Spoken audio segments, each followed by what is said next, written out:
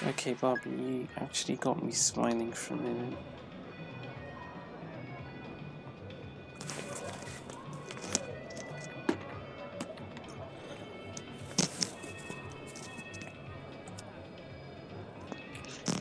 So today, it's 3:22 p.m, so it's significantly earlier than any training session we've done in recent times.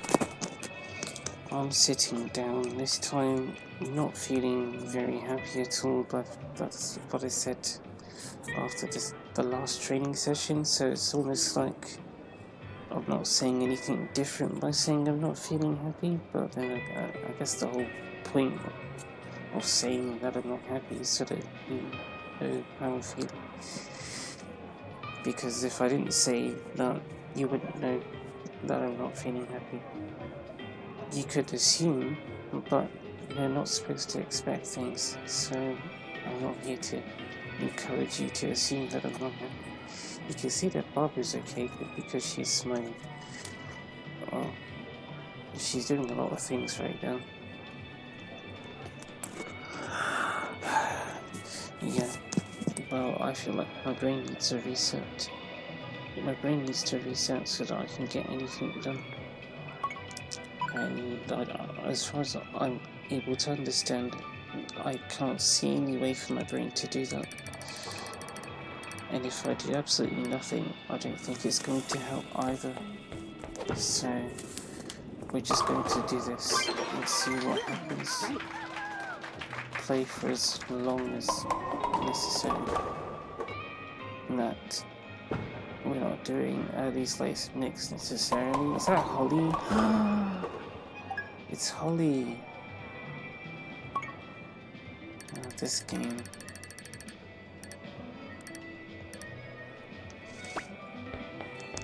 I feel like I want to be on my own. I'm just worrying about other people. It's bothering me. Spare. I don't want to worry about anyone. It is Holly. And Haley. And Helen.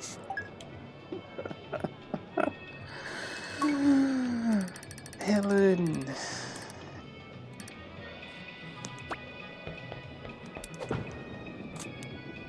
So. Strike.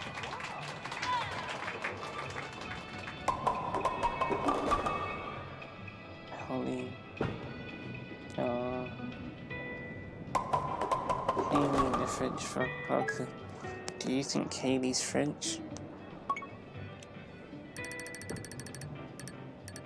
What do you think? Can you imagine someone hears what I said and says, well, that's racist. So just what? Does Haley just look French to you? I'm just thinking, you're not really going that far. You could say anything anyone says is racist. I don't know. Does Matt look like a Matt? You just see a person with dark skin like Matt and say, yeah, he looks like a Matt. To be fair, I've often said that Barbara looks right for the name Barbara. What does that have anything to do with her skin tone? I don't know. Holly looks right for a Holly to me, but at the same time, Holly's not really a name associated with dark-skinned people, so I don't know. It's a bit of a weird one. Holly. It's probably the hair that feels like Holly. Great double.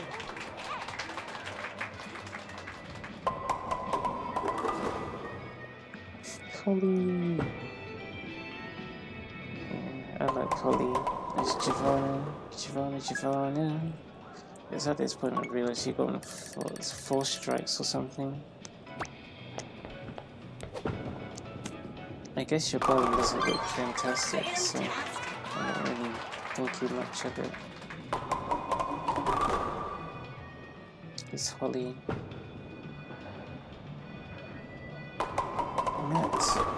Matt is left-handed, is he not? Is he? I don't know if he is. I thought he was. I don't think he is. I'm saying these. I don't like his shots about this, sorry. I'm thinking too much. Matt is right-handed. Haley's left-handed. Matt is not right-handed.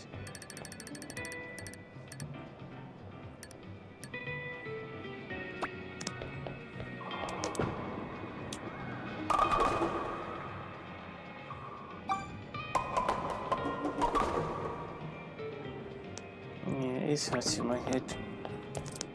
Oh, sorry, Barbara. Hey, spare. This is hurting my head.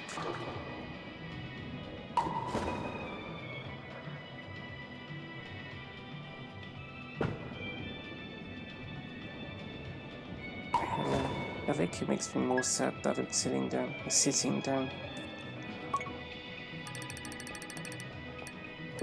You would have had 178, right?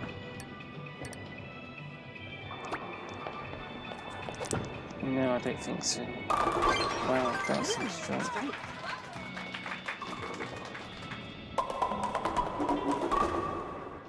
That does look cool. Well done, Barbara. Wait, is it frame 10? Yeah, it is.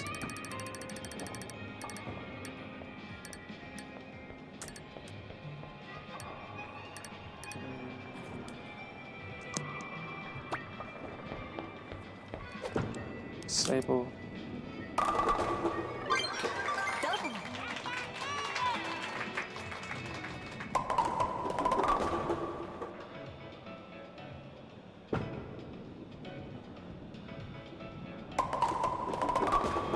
Holly.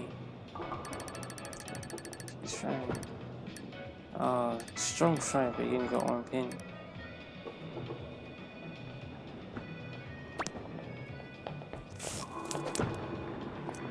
No. Yes. Yes, she won Abby's game.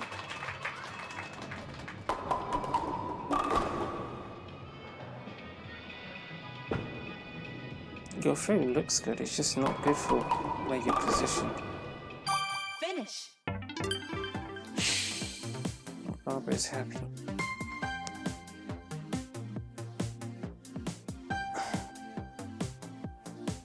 Maybe I'll do 3 sessions and with you, Barbara, and then I'll just close my eyes and do nothing. What if I fall asleep during a recording? It's happened before.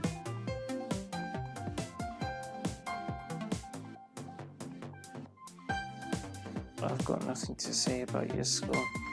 It would have been 158. Surely it would have been a 248 setup because you had a 280 and then you didn't get a strike, which would have taken it down to 258, but then you didn't get a triangle. So then, no, it wouldn't have been 258, it would have been 260. Because of when you got the split 8, if you converted it, it would have been a 260 setup and you would have ended up with 239. But then you also didn't get a triangle out of frame 4. So that's how you ended up with 227. You had a 249, 248 set. Yeah, we said 248 setup. And then you got the 9 spin.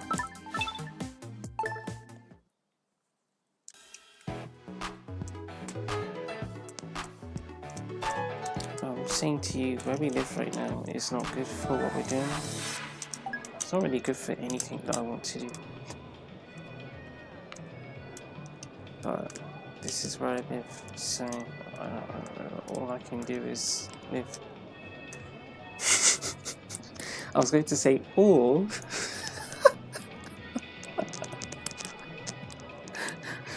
Barbara, don't laugh. Barbara, it's really bad. Yeah, she's saying I know. Yeah. No, Barbara.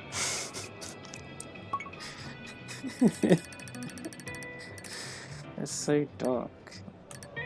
Yeah, I know. I'm sorry. At least I'm being honest with you guys. These strikes are terrible.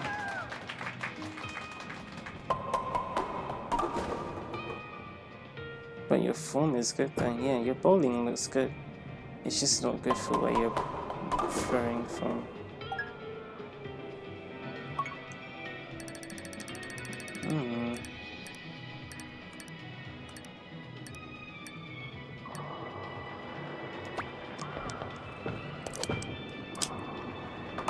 Yeah, same thing. It's probably what Tomoko kept doing. No, Tomoko kept hooking it too much actually. Well, what's interesting about Tomoko is I don't think she does late throws. I don't really know what Tomoko does from her spot, but it's not necessarily a late throw. We can do the same thing from your spot. I don't know if it'll be the same from your late throw spot. Yeah. We ended up doing the late throw and it was a really good strike.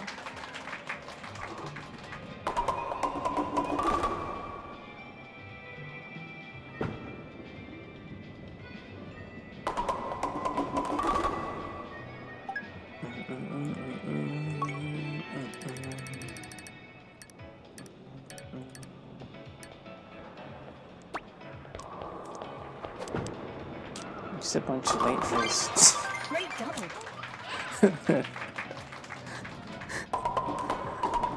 What is going on? Just doing late throws. To be fair, the Girona would bowl from that spot, and that's how she got 300. I don't know if that's just my spot. Oh, to be honest, my spot is your spot. We have the same spot, which is here-ish. But for whatever reason, right now, it's just not coming together. You see, King of the Sevens is always the last pin to fall over. Because you're not hooking it enough. Or you're throwing it wrong. I'm not really sure. I'll try again. What frame is this? Frame 6. Let's try again.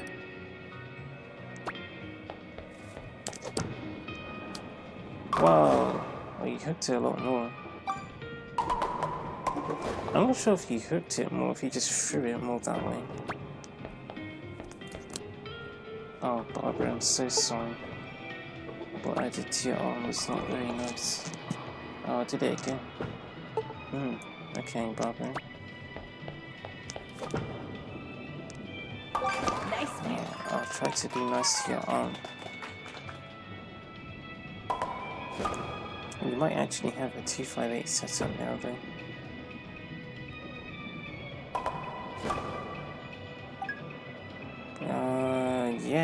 Yeah, you would, wouldn't you?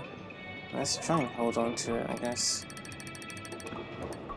Really, this is a fake training session. We did a late throw. Nice strike. I'm consciously not trying to help Barbara through late, but that's what keeps happening.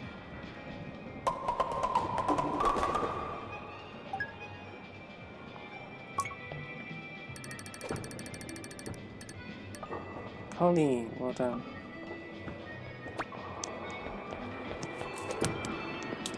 Yeah, that wasn't a late throw. That's kind of what you should have been doing. That's what we've been trying to do this whole time. Okay, Barbara, hold on, I got you. There you go. That's how you hook it more. So we twisted our arm the other way before we swung, and then we twisted it to get more of a hook. See, I'm not sure how much you should twist. I mean, we could practice that. So here is like a bit more than usual.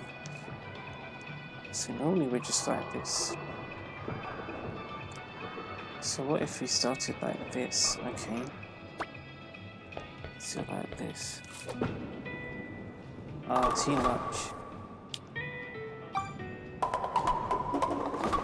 Not bad though.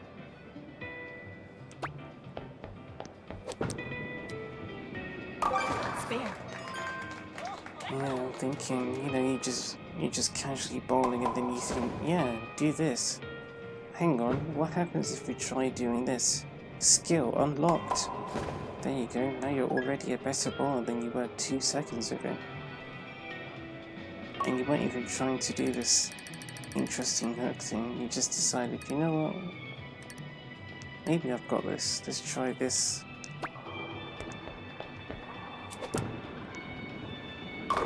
Hit it a lot though. But I guess that's the benefit of having a sort of free training session where you're not intentionally doing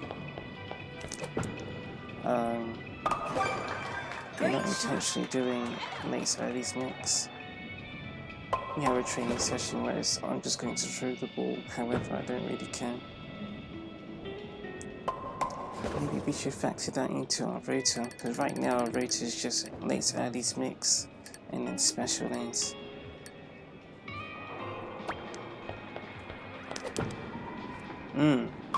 That was, yeah, looks a bit close, that one.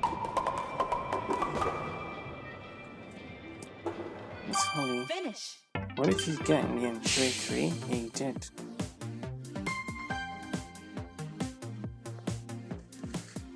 Yeah.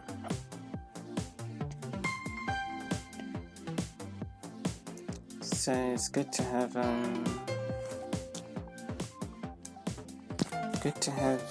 late early's mix, so you get used to those techniques, and then I don't know, maybe you do that for 5 days and then you have one session where it's just freedom, bowl however you want, do whatever you feel like doing.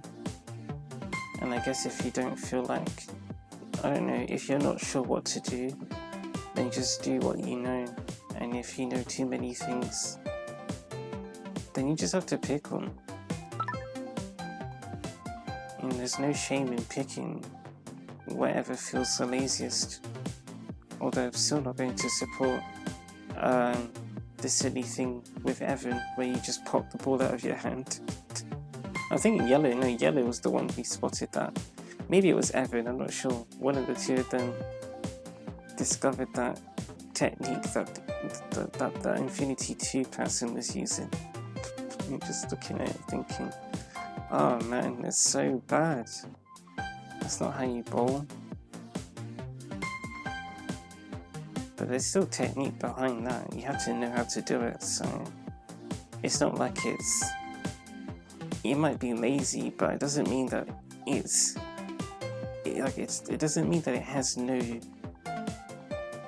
there's no strategy behind it. It's not like there's no skill behind doing it that way.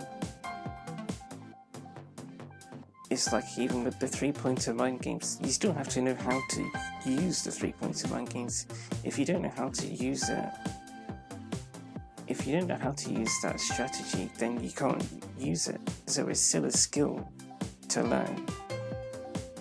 You still have to figure it out. It's just that perhaps there is a weaker sense of skill behind that than, say, doing 3-pointers after 5 passes, or mixing up 3-pointers with 2-pointers and things like that. But in itself, the 3-pointer mind game still requires an amount of knowledge and experience to execute properly, and likewise does the bowling. Oh my goodness, you see what I mean? The bowling technique where you just pop the ball out of your hand. I don't know if that was the 3rd session, but I don't even know what to do right now. I feel immobilized. So Barbara's ready to bowl. I'm ready to collapse. Let's go, Barbara.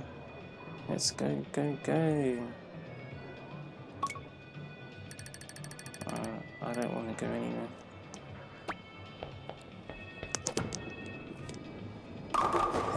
Back to this again.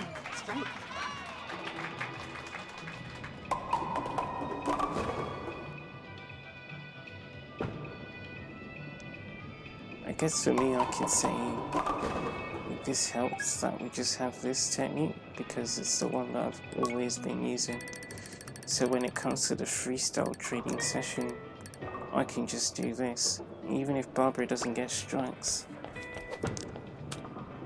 Oh, there she didn't get it. That looks really interesting though. It's still a freestyle session.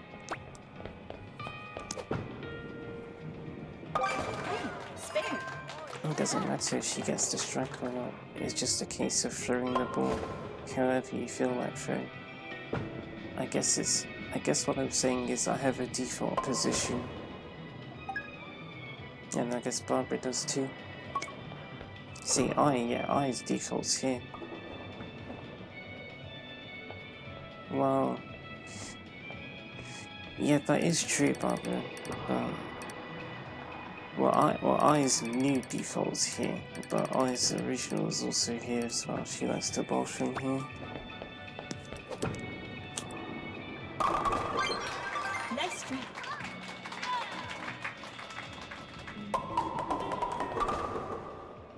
And then Abby's default.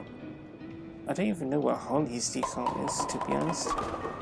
She looks like she was bowling from your spot then. How did she do? She knocked over a yeah, she looked like she was where you are, like here. Based on where her legs were.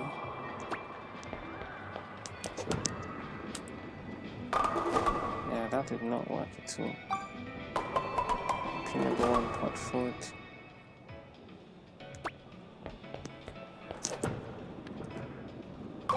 Spare.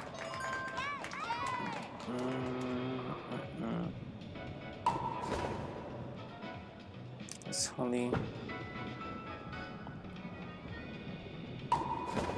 Giovanna. You keep doing this, but you get spare strike, spare strike.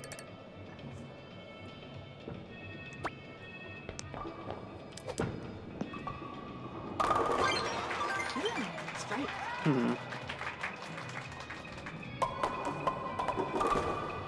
I'm thinking the bit where the game registers my swing, the bit where Barbara receives my swing, if I haven't displaced the Joy-Con during that bit, then Barbara's not going to sense any twisting, so she won't twist her wrist. But sometimes that swinging bit, there you go, a bit more hook that time. Sometimes when you do the swing, you have to do, there's like a bit of force that you have to do to get the swing to happen. If you don't apply enough force, then the swing won't happen. But maybe you only apply enough force a bit later in your swing. So let's say you intended to throw early, but you didn't swing with enough force to throw early. But it's like as you were swinging, let's demonstrate Barbara. So if Barbara wants to swing early, it would be like here, where I would apply more force to the Joy-Con while I'm swinging. But let's say that doesn't happen, and the force comes out a bit more here. Not because I'm trying to get her to throw late, but because while I'm doing that early, I don't actually build up enough momentum until Barbara's here. Then that means Barbara will release the ball late. But if at that point I've already displaced the Joy-Con before I've then done the that means that I guess she'll apply less hook because she won't receive much of a twisting input from me. Because I did the twisting here, but I didn't apply enough force here. I only applied the force here by accident. So then Barbara loses the hook and she throws late. So then the ball's displaced. So I don't know.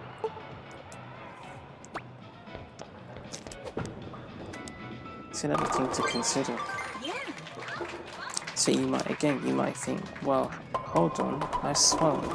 I know that I swung correctly, so why did the ball do that? This game's broken. Well, actually, maybe there's something wrong with your Joy-Con. I don't know. But the Joy-Con, is quite a good controller, but it does have some issues. So there'll just be times where you're intending to swing and it just doesn't understand what you're doing. So if the Joy-Con can't feel your swing, then how's Barbara meant to feel it? So she doesn't hurt the ball the way that you think she should have.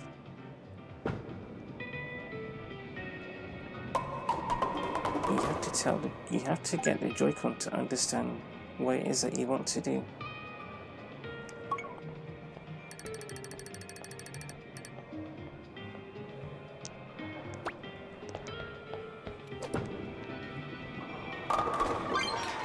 That's the thing with these games, because they're just games. I don't know, I'm thinking not everything goes the way that you intended, because you don't have... It's like you don't actually have control over the game. I don't have control over Barbara. Barbara's her own self. All I can do is give Barbara instructions. I'll say to Barbara, okay, do this. But even if I'm talking to Barbara, like Barbara understands what I'm saying, but Barbara will only act based on what the Joy-Con's doing. So it's only if I get the Joy-Con to do what I'm saying that I want Barbara to do, that Barbara will do it. I can talk as much trash if I want to, but if I'm not doing the input with Joy-Con, Barbara's not doing it. It is so weird. Barbara's not going to do it unless the Joy-Con is doing what I'm describing.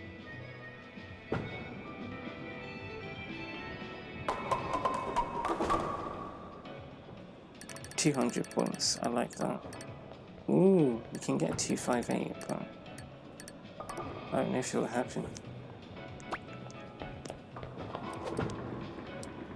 That was good, wow, that was a really good shot.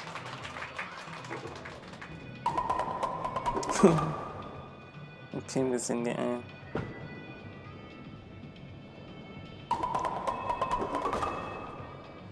Yeah, it's like if it's real life bowling, you're in control of what happens, so there won't be any discrepancies then. But this isn't real life bowling for us, so it's not going to be super accurate. You have to work with the game's limits, and if you can't, then you're not getting what you want. You have to work with the game. It's like with real life, you're in control of your own body. You're not having to work with a game's code. So you have more freedom. But here it's just a game, so you don't have as much freedom as you would like to have. But I guess when people are playing video games, they forget that sometimes. So then they assume that what they want to happen should happen because they want it to happen, and they believe that they're pressing the buttons to make it happen. But what they don't understand is the small little discrepancies that may prevent that thing from happening. Because actually, if you want this precise thing to happen, you really have to be that precise. And if you're not precise enough, then it just won't happen. You got 10 strikes, Barbara. Yeah, it just won't happen. Yeah, I just remembered. When you defeat a Goomba, you get 200 points. So in frame 8, Barbara defeated a Goomba and got 200 points.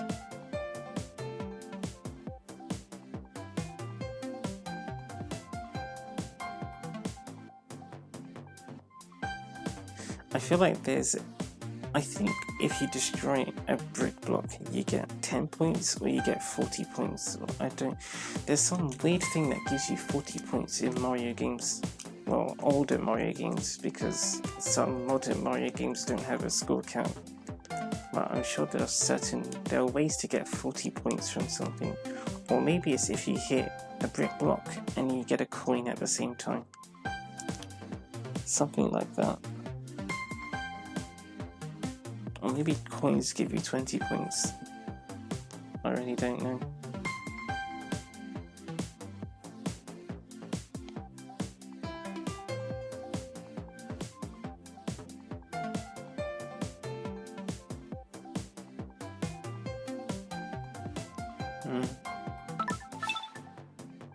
I don't know. I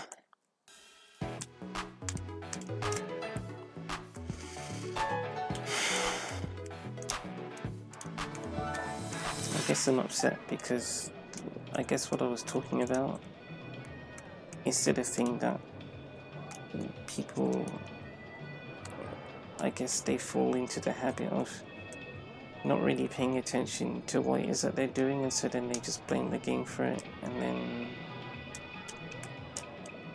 then they get upset, and because of that I can't talk to those people because they're just upset about the game. And I'm thinking to myself, you know, that it's not actually the game being that bad. I think you're just missing the plot. I don't know, if you're going to play a game for that much precision, then you're playing the game for the wrong reason, I guess. Because it's a game. It's like, you should be aware that everything that you want to happen isn't necessarily going to happen just because you want it to happen. It has to work with the game. And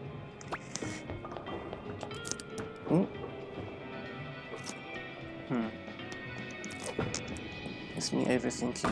Nice spare.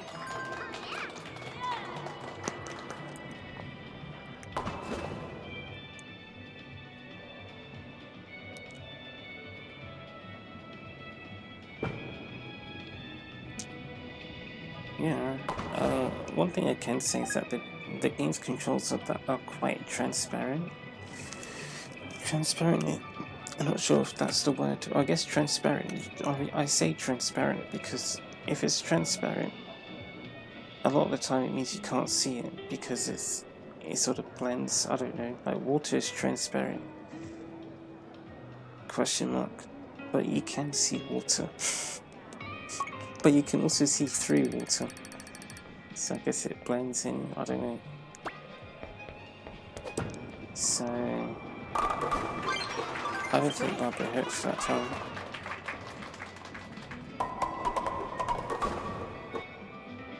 Matt. Yeah, Matt is right-handed.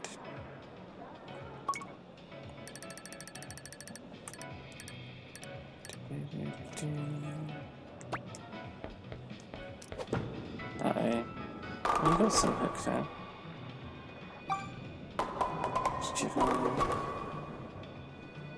Well, also I don't think, I think the rules are transparent because I don't think Sparkle Square wants you to be that fussed about getting 300 points. I think 300 points is just an added bonus to the game. It's not like you're supposed to get 300 points. No, you're not. You're just supposed to knock over the pins, and that's exactly what Holly just did. She knocked over a pin, so she's playing the game. She's being successful.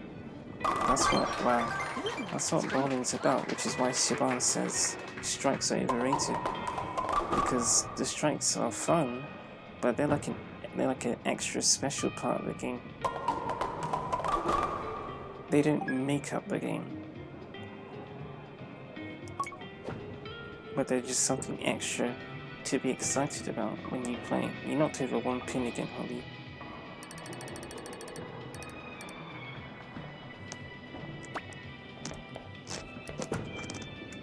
So as long as you can knock over some pins, then it's alright. You don't need to get a strike all the time to have fun with this game.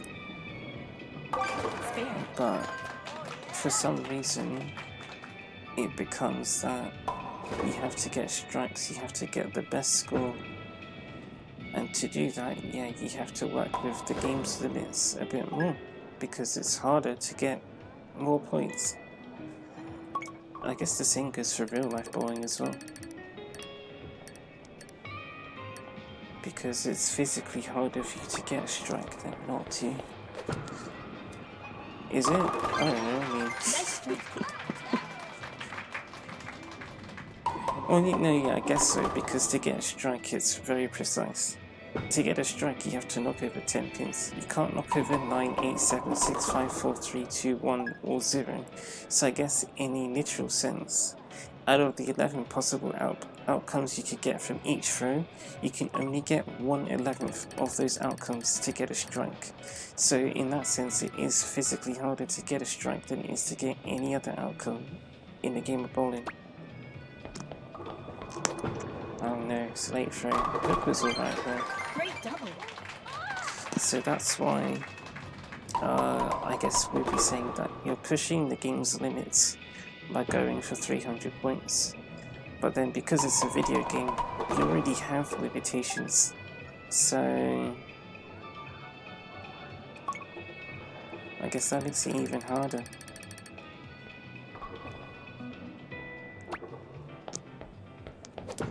I'm thinking of something else. It's to do with the fact that it is a video game. I'd be saying, for a video game, the bowling is really good here. Maybe one thing that people forget is that it is just a video game. It's not... these vibrations again. Hold on, let's get this throw done. Barbara's glitching. Stop twitching, Barbara. Twitch. I don't have Twitch. Don't like Twitch. Barbara, you're twitching so much. We stopped streaming, Barbara. We're not streaming anymore. Your last that was, you were twitching so much. She was really twitching. Do people say that? Hey, I'm going to go on Twitch now. So how is your twitching?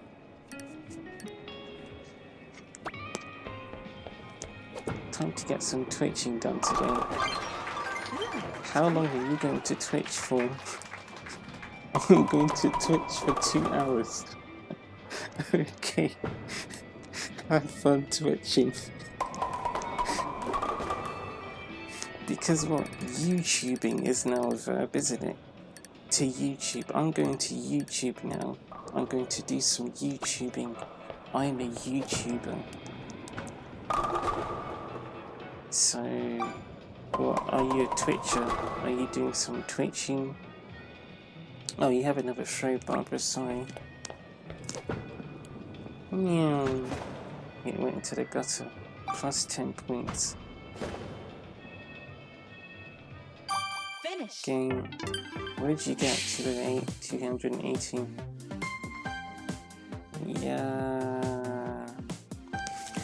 Yeah. Especially if you go back to Wii Sports. Wii Sports bowling. Well, it's a weird one actually, because in the last session I talked about how I managed to get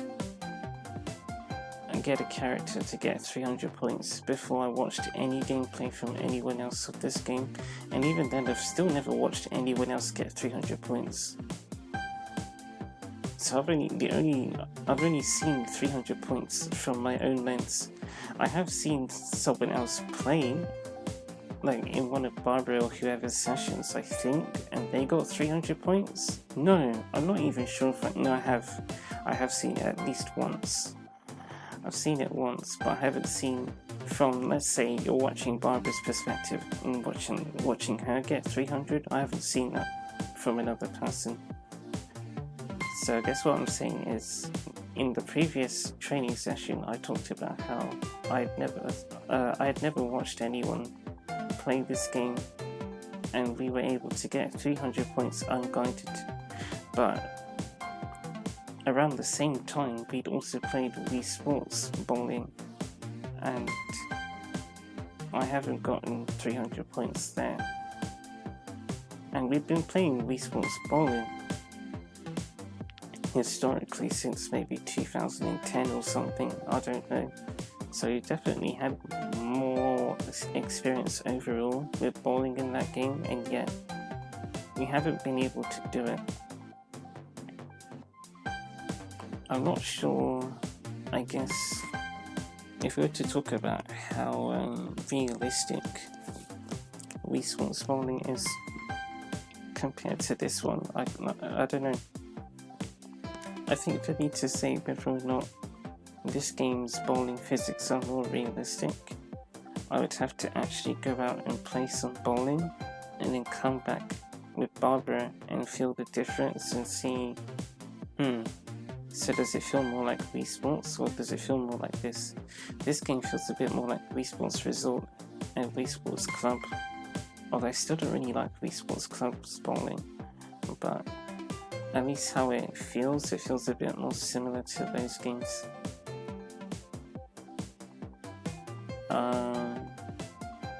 Yeah.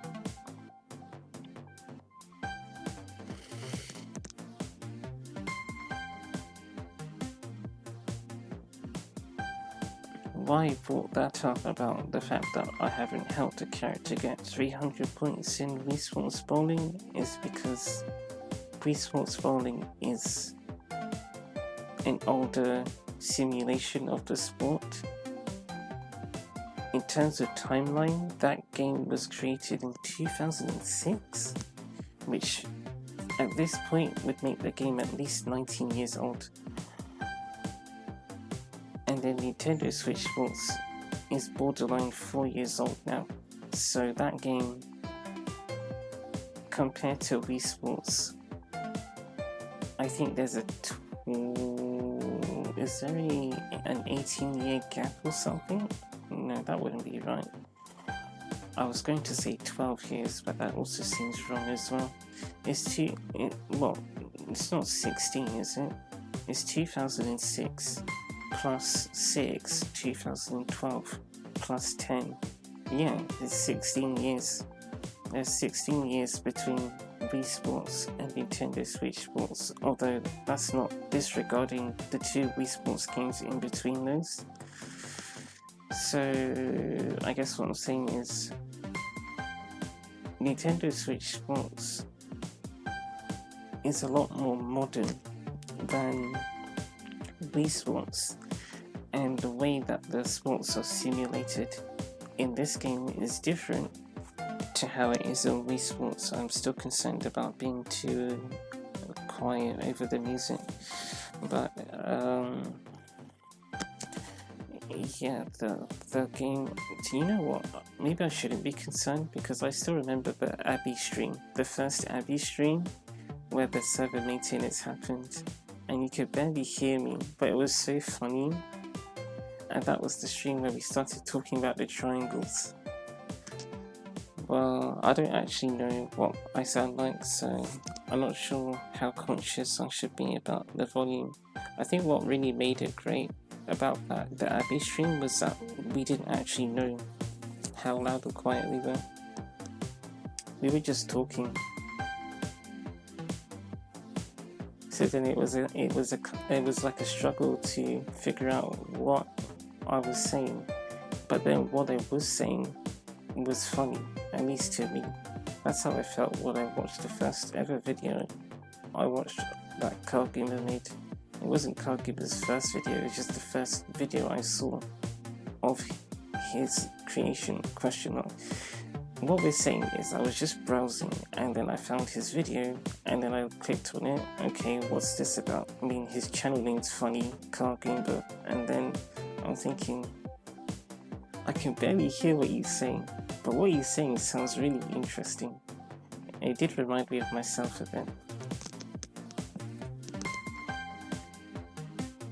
So, Wii Sports is a lot older than this game. So if you're looking at it from that perspective, you might, I guess what I'm trying to encourage is to think about how much we've improved from where we started, especially in Nintendo's legacy, I guess, because this is still part of Nintendo's series of sports games. Many people, I would imagine, regard Nintendo Switch Sports as part of the Wii Sports series. yeah, it's called Nintendo Switch Sports, so it does have a significantly different atmosphere, but at the same time, it does follow a similar format, and it is the first of the Wii Sports games to not be featured on a console that has the title Wii in it. So that's why I guess it's like it is a Wii Sports game, but it's not, which is why we used to call it fake Wii Sports, because it's like, I don't know, you could still call it Wii Sports, but it would be a bit weird to call it Wii Sports if it's not on the Wii console. But then it can't be on the Wii console. It could be, but Nintendo want to release everything on their most recent hardware, so then there's no Wii console to release it on, so they can't call it Wii Sports for marketing confusion reasons, question mark. But then Nintendo Switch Sports breaks up the series, because now not every game in the series is called Wii Sports. So then fake Wii Sports. It's a fake Wii Sports. Well, that's what you would say. It's not that the game is called fake Wii Sports, it's that the game is a fake Wii Sports. But it's in that way that you can say, think about how it was back in 2006. Okay, it was really cool because it was the first ever time we could bowl without actually holding a bowling ball. But then, if you look at how bowling is in this game, you might think, wow, you know, it's so much more realistic now compared to how it was. So rather than thinking about how much Nintendo Switch Sports bowling misses from bowling in my world, let's rephrase that. Rather than thinking about how, I don't know, rather than thinking about what's missing from bowling in Barbara's world compared to bowling in our world, think about how similar bowling in Barbara's world is to bowling in our world, and how much of it is similar. I guess that's how I see it, because it is just a video game, so there are going to be things that are missing, but there are a lot of things that line up, I think, even just with how you hook the ball and throwing the ball late and early, how much force you apply while you swing. There are lots of things that I feel relate to real life bowling. But as it is just a game, there will be some things that are not congruent, i.e. they're not the same. And I guess if you're going to pick at that, then I don't know, I don't really know what to say. I guess it's your expectations are too high and this game just isn't for you. I don't know. Because, yeah, the game can only do so much. You can only do so much with the game. There are other examples that are not related to bowling or this game. For example, you could think about how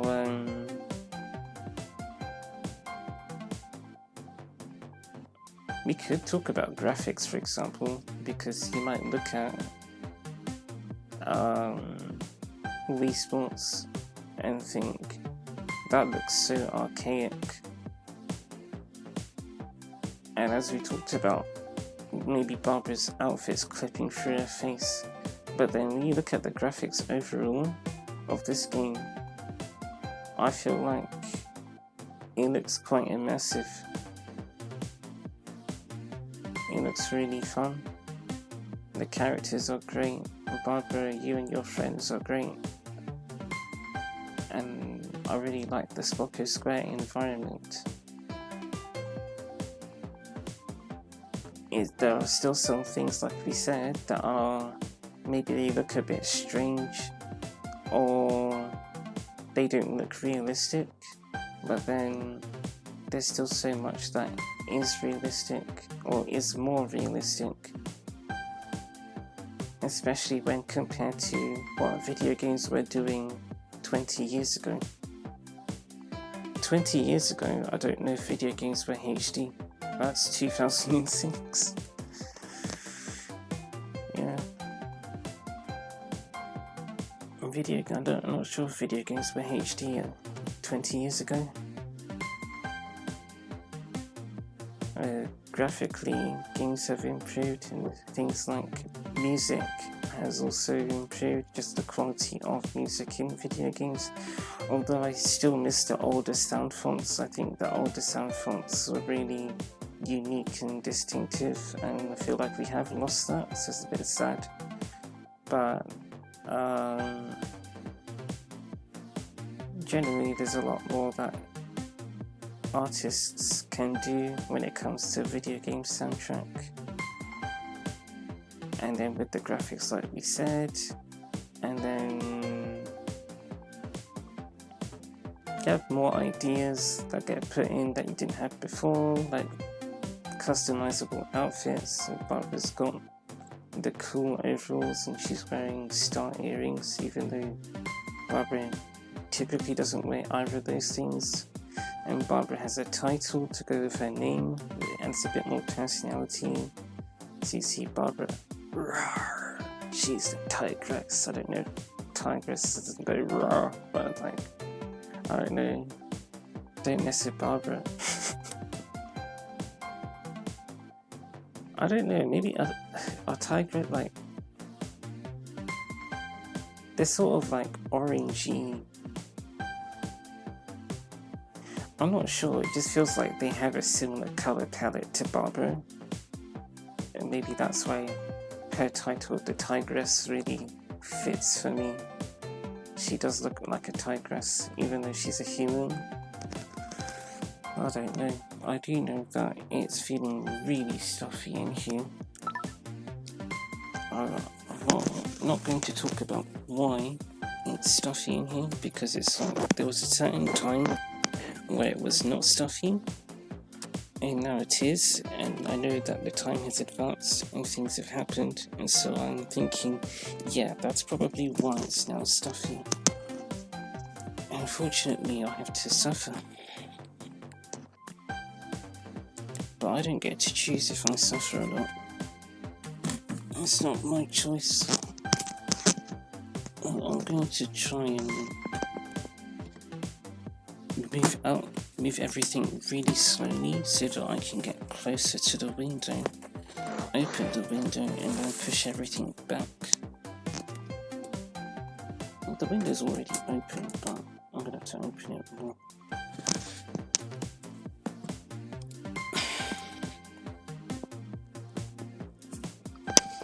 And then, oh sorry, then it would be a case of, am I talking too loud? Because now the window's more open than it was before.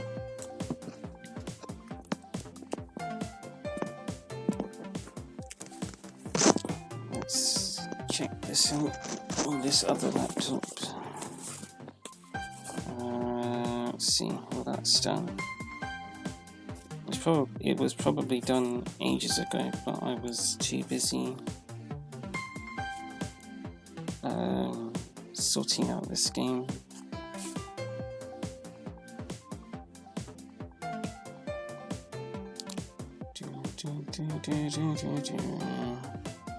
I do have water. Oh, interesting, that video does not have a title, or this title's not completed. That's fine, I can sort it out later.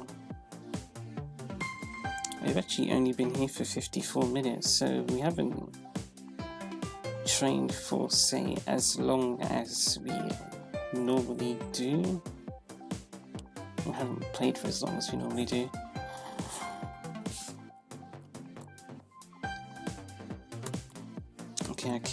Okay, I think I know what we're doing now, but depends on how much battery life we have. It'll be a bit tight.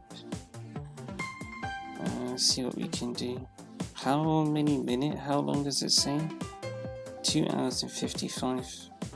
Well, if it actually lasts that long, then we can do this. Sorry. Okay, so that's really big. This is that. This is this. That's a tournament. Okay, we'll do this one. I have no idea what it is yet.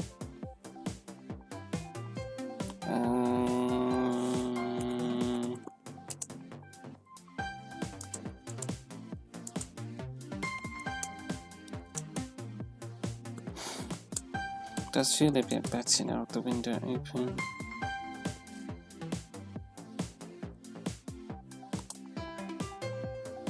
Oh, that's funny.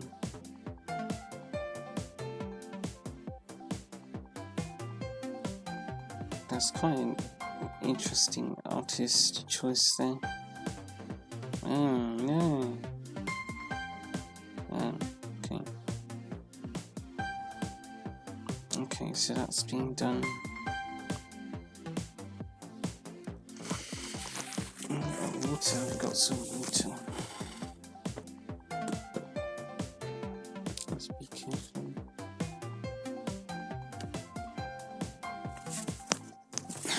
Sorry.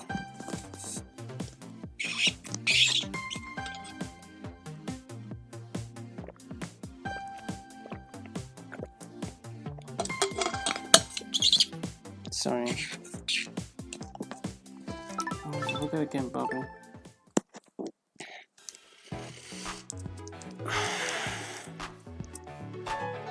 Bubba's ready. I'm not ready. I feel like giving up.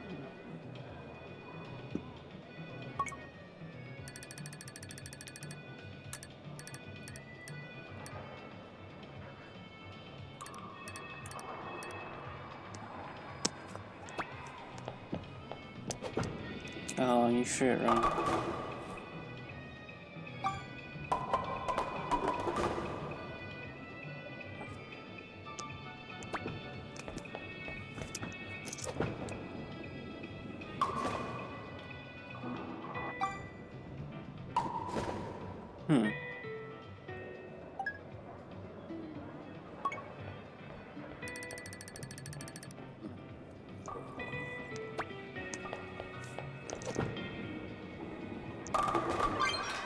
Nice streak. Yeah. Wait, did the pin go sideways and hit 9? I'm not sure.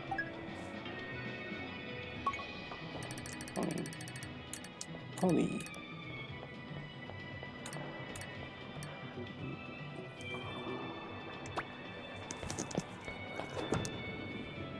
Is that him? Ooh.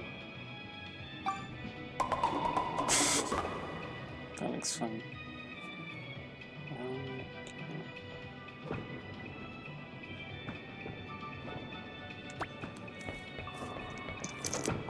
No.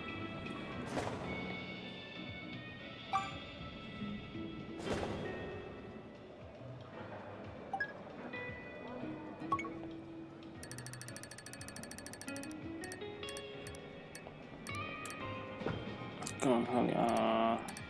You got a pin.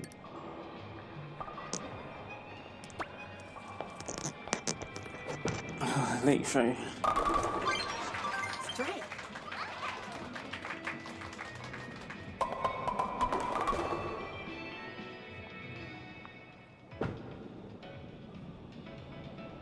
It's Haley. It's Holly. No, she's got no pins.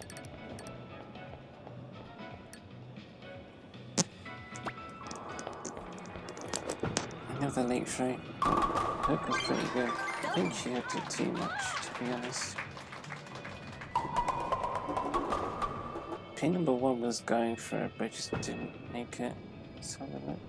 I don't think she hooked it too much. I don't really know. Can't tell from that angle. There's 67 points.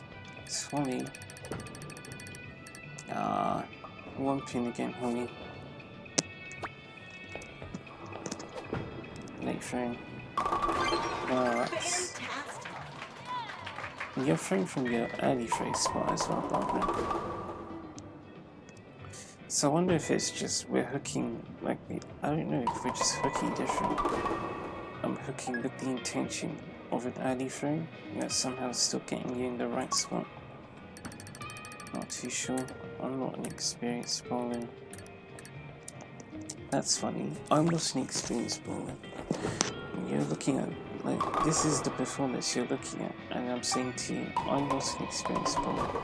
It takes me back to, I don't play Super Smash Bros. But then you'll be seeing me doing stuff and you're thinking, is this guy serious? Look, I already said to you, there are players out there who play that game. I don't play like that. I'd say I'm above average, but I'm not. I'm not that talented, question mark. I'm not going to enter a tournament. And if I did, I probably wouldn't do too well. Nice reduced pair release split. We reduced it so much that it's no longer a pair release split. Oh, I know, Javon, it's such a shame.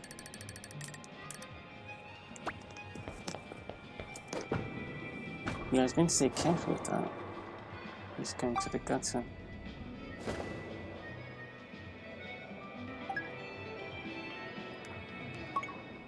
Yeah, no.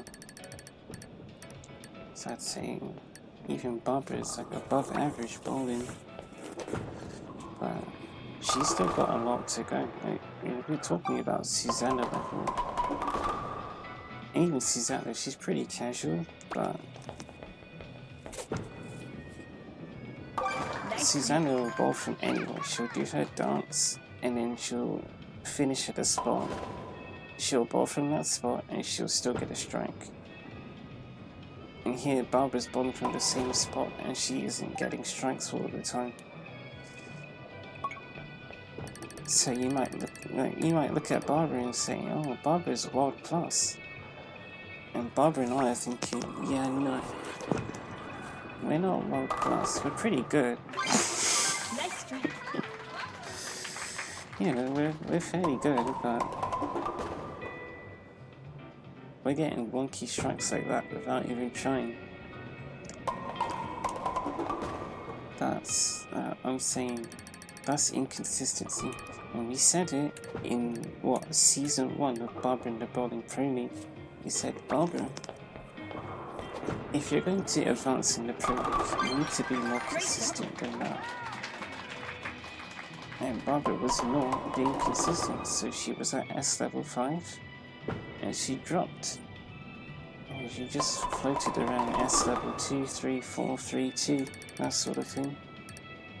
Because she wasn't consistent. She's not consistent because she's not that experienced. Wow. She's pretty good. She just won Abby's game, but she's not that experienced. It's like when you ask someone, are you an experienced bowler? What are you actually asking for?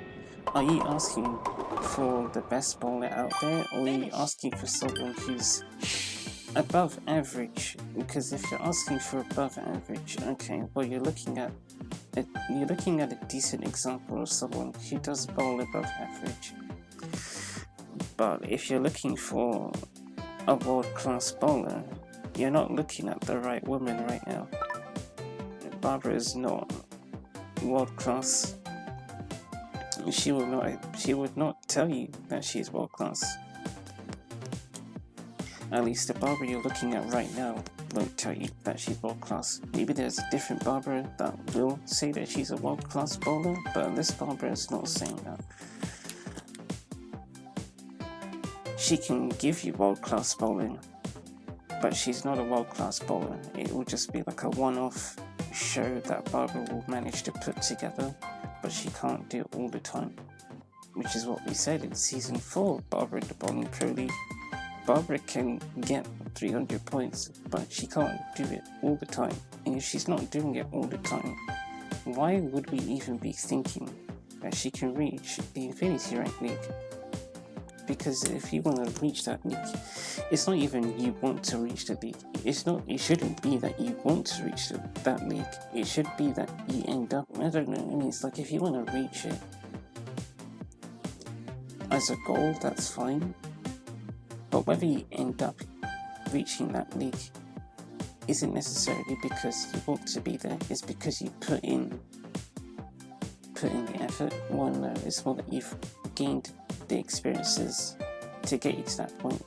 Technically, you do need to put in the effort, yes, because you need to have that spin control. That's very important. But you gain that knowledge over time, right? You need to gain the experiences to allow you to win those matches more often, and when you do, that's when you rank up. But Barbara, as you just saw here, not all that consistent, so you only end up being put in that league when you are more consistent. Infinity Rank bowling is what it is. Like it sounds like it describes it. I don't know if that makes sense. Let's not use phrases, okay? What we're trying to say is Infinity Rank bowling, you would imagine it to be a league of bowling where you find really intense battles where you don't even know who's going to slip up because everyone's capable of getting 12 strikes in a row. That's the kind of level of bowling you would imagine from, I guess, the concept of an Infinity Rank League of survival bowling. I'm not going to say that for basketball because everyone just uses the 3-pointer marking, so for me it's not that incredible. It's like what I see from there, I could see that from A-rank matches. Now they're not as consistent with the actual shots. They're not. So I think we're looking more at S. S and Infinity are basically the same when it comes to that basketball pro league. From what I experienced with Tomoko, most of what we got were players from the A-rank league. We got a couple from the S-rank league and they were playing like Tomoko. And then I don't actually think Tomoko faced anyone from the Infinity Rank League. No, she didn't. No, she didn't. She actually didn't. The most she got was S, but they were playing just like her.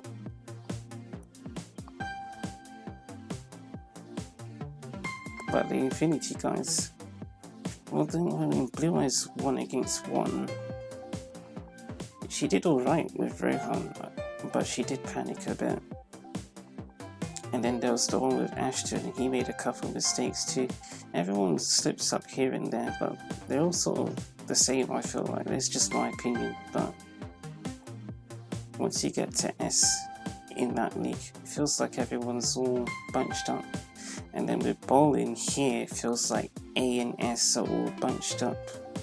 But the higher S, like Annie, Liroma, Angel, they feel like they're in their own league. When you get those matches where it's Max App, Barbara, Annie, Liroma, Angel, well, that's never happened before. I think usually it's something like Max App, Annie, Barbara, or Barbara, Liroma, Annie. You're looking at an intense match there. A lot of the time, yeah, no, honestly, when it's Barbara and Liroma, they usually both make it to the finals. Imagine a pro league where everyone is Barbara and Liroma. That's basically what we're talking about. But that doesn't.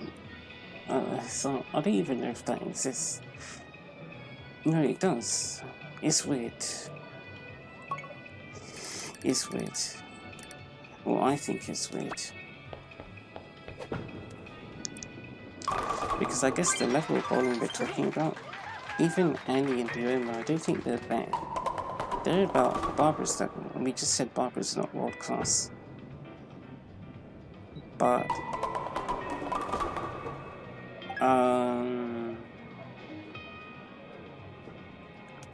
those guys feel like the peak of Spock and Square bowling. From what I'm seeing when I'm experiencing this game, I feel like I get the most interesting bowling from Annie, the Roma, Angel, Maxup, Ton. And they could do better, but that's the most excitement I'm getting out of bowling, at least in terms of the competitors. Sorry, the Joy-Con's being silly, Barbara. Oh, looks like you got some movement. Oh yeah, you're getting stuck there.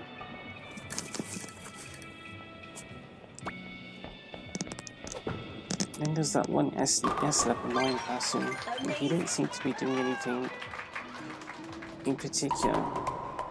Him and the Infinity 2 person, Infinity rank level 2 person, I'll show you what they were doing.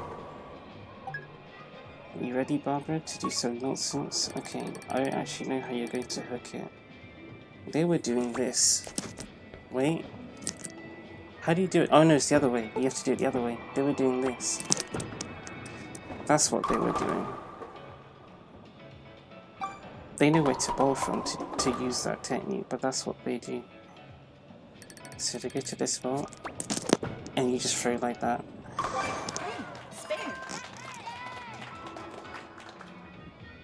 Whereas when I see Naroma and Annie bowl, that looks so silly. Yeah, when I'm seeing Naroma and Annie bowl, they do it more like Barbara, where they do the proper swing. Or even Holly, you just saw Holly throw that. Yeah, and then like that, what I just saw there, that looks like great bowling.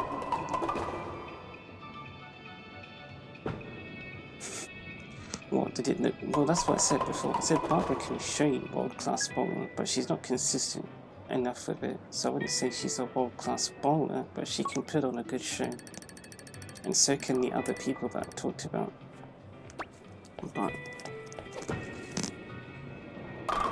they're not, yeah, again, like I said, they're not consistent enough with it for me to be saying, yeah, that's optimal bowling there. That's what we're looking at.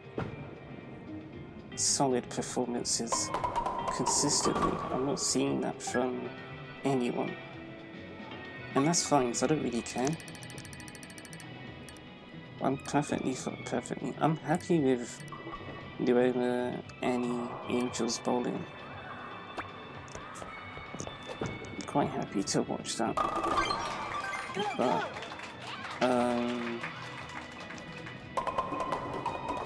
if you're looking for world class, I don't really know if anyone displays that. I did mention T-Man in the last session. Not sure how he plays this game.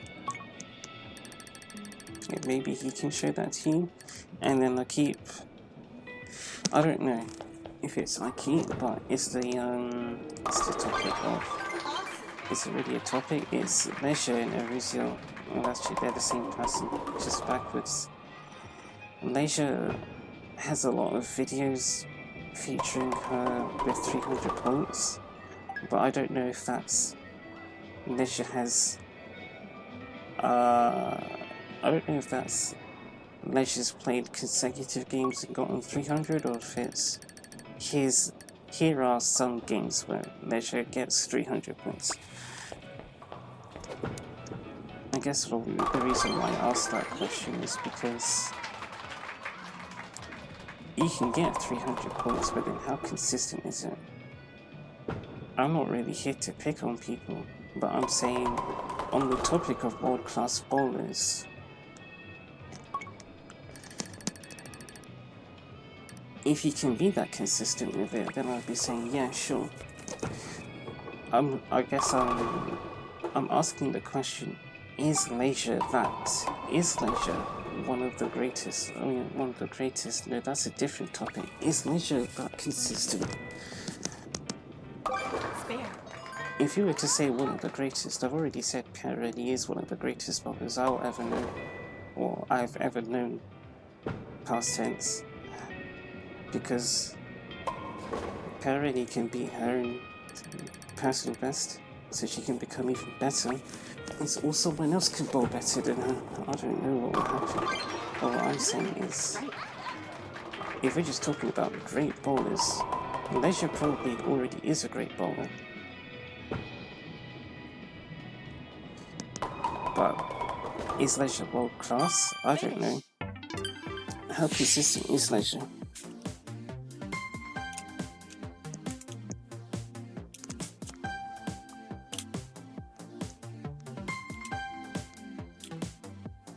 I feel bad because I feel like I haven't expressed what I was trying to express. It just sounds like I'm picking on people. which is not the point. So let's go back. What are we trying to say? We're saying Barbara's not world class because Barbara played really well here, to be fair, but Barbara doesn't always play this well. So Barbara's decent, but she's not world class. She can put on a show, but she's not consistent. So how does Leisure compare to that? Is Leisure more or less the same, where Leisure could put on a show but isn't necessarily consistent, or is Leisure really consistent? That would be like the next step up from Barbara. So it's like if you were to look at world class, you would be looking at not Barbara, but you'd be looking at Leisure. So then I'm putting the question mark because I actually haven't seen Leisure's stuff. I just know that Leisure has a lot of videos of I got 300 in bowling. And so I'm asking the question, is that because Leisure is that consistent, or is it just the odd times where Leisure does actually get 300 points in survival bowling and then she puts it up? I don't know. But although thinking about it, the amount of times she's done it makes me curious, because Barbara's only done it twice, maybe 3 times. Apple's only done it once and then gotten really close the second time. So it's like, in comparison, if you're to look at that, maybe Leisure shows more consistency, and so then that leads towards the idea of, you know, Leisure is one of the best bowlers. But I don't know.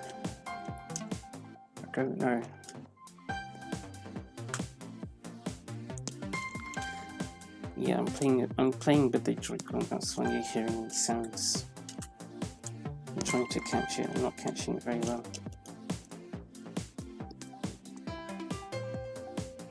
I'm trying to figure out why we were talking about that. But I don't remember.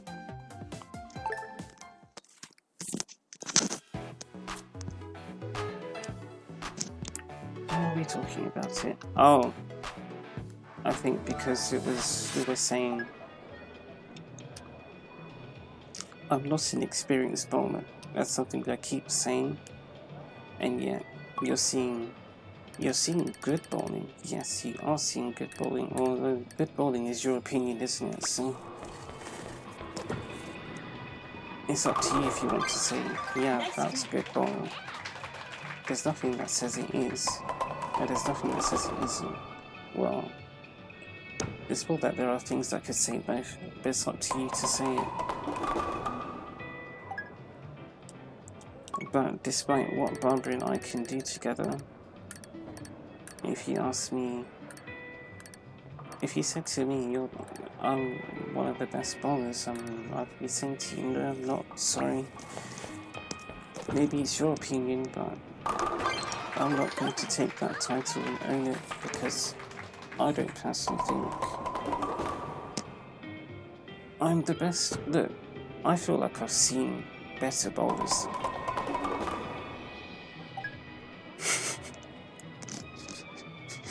No, I can't name any.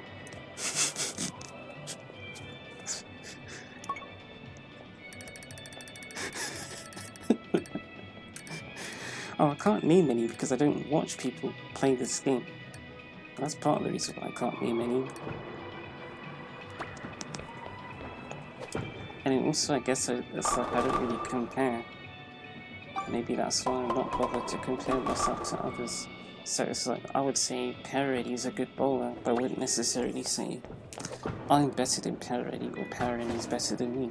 I would just be saying Paradi is a good bowler, full stop. So the question of, are there bowlers better than me? I don't know. I'm assuming yes, there are.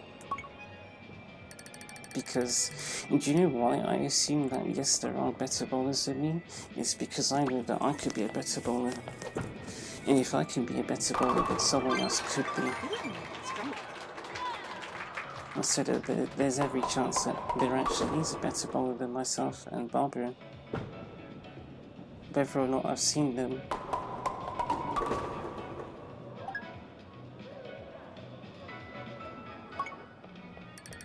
Yeah. So you said, if you say I'm the best bowler, or, I mean, we say Paradi's the best bowler.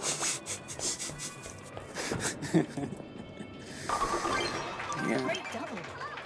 And we know that someone could there's probably people who play better than Paradi, but I don't think when I say Paradi's the best bowler, I'm talking outright skill.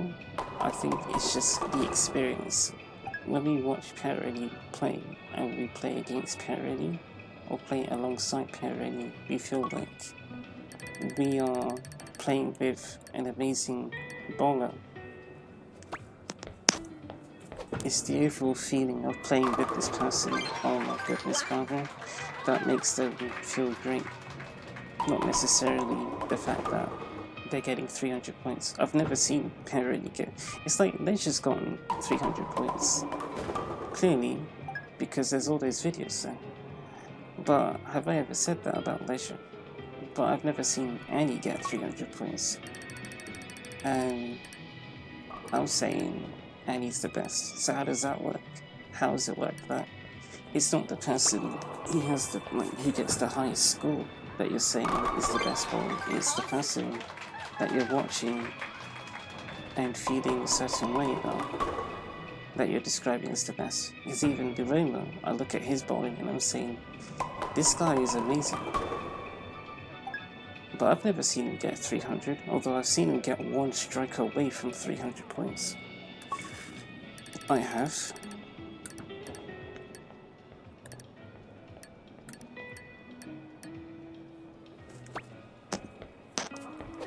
I also haven't, like I said, I don't think I've seen Leisure play. Maybe once, but I don't seem to remember. So even now, I don't actually have an opinion on Leisure at the moment.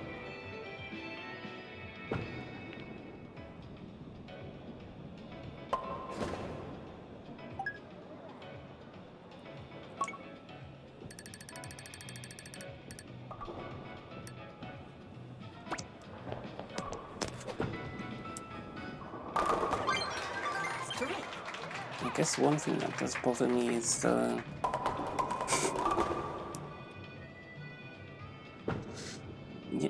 know, Barbara, I didn't finish my sentence, but this is how I work, isn't it?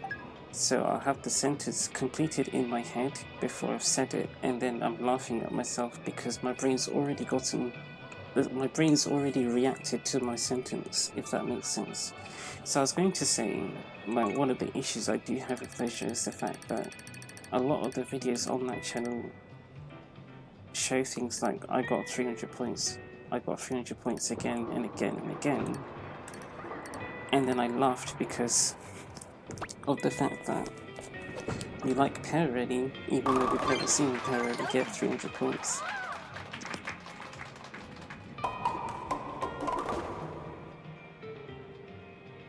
And all of that links back to the skill thing. Like we talked about, when people promote certain things, then everyone else tends to follow it. So then, if some people are, as Sky would say, popping off about getting 300 points, then other people will do it as well. And then it just becomes a culture that everyone brags about getting some really high scores. You got 245, Barbara. I don't mind 245. Finish. Yeah. Oddly enough, it doesn't catch on for us. It did catch on for us, i.e. we used to brag when we were younger. Do you know why we used to? Because other people did it, and we wanted to fit in. But now we're just distant, so we don't feel like it. How did you do? You got 4 there, you got 3 there, and 2 there. 4, 3, 2, 1. That means you got 9 strikes.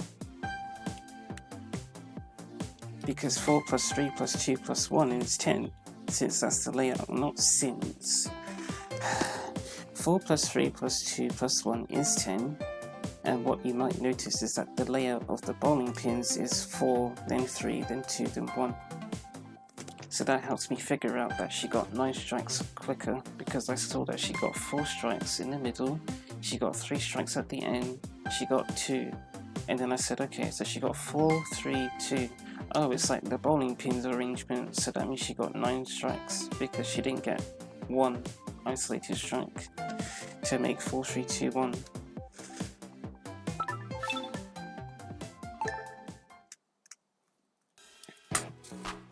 Oh, so what does popping off mean? Popping off is, yeah, it's like bragging.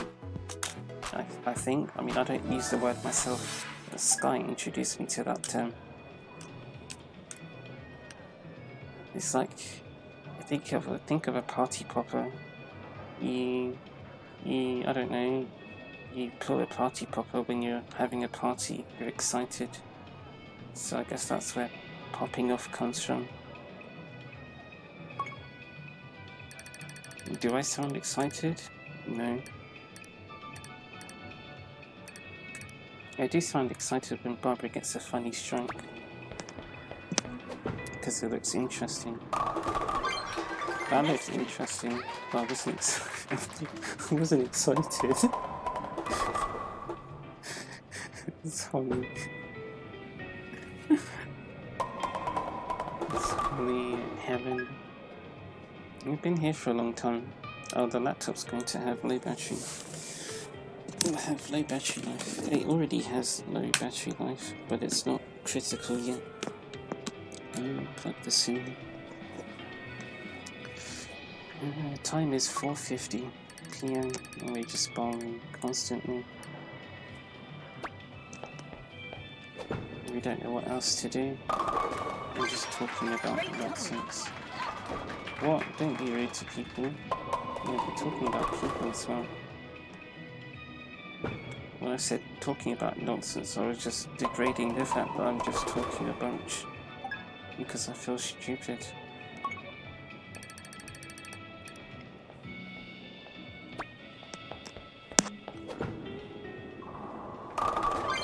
Well, when I swing like that, I don't actually know how the ball's spinning.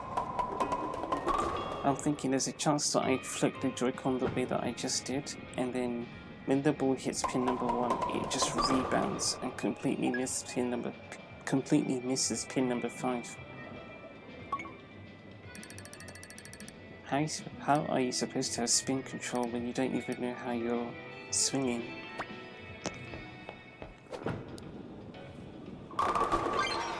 Wonderful.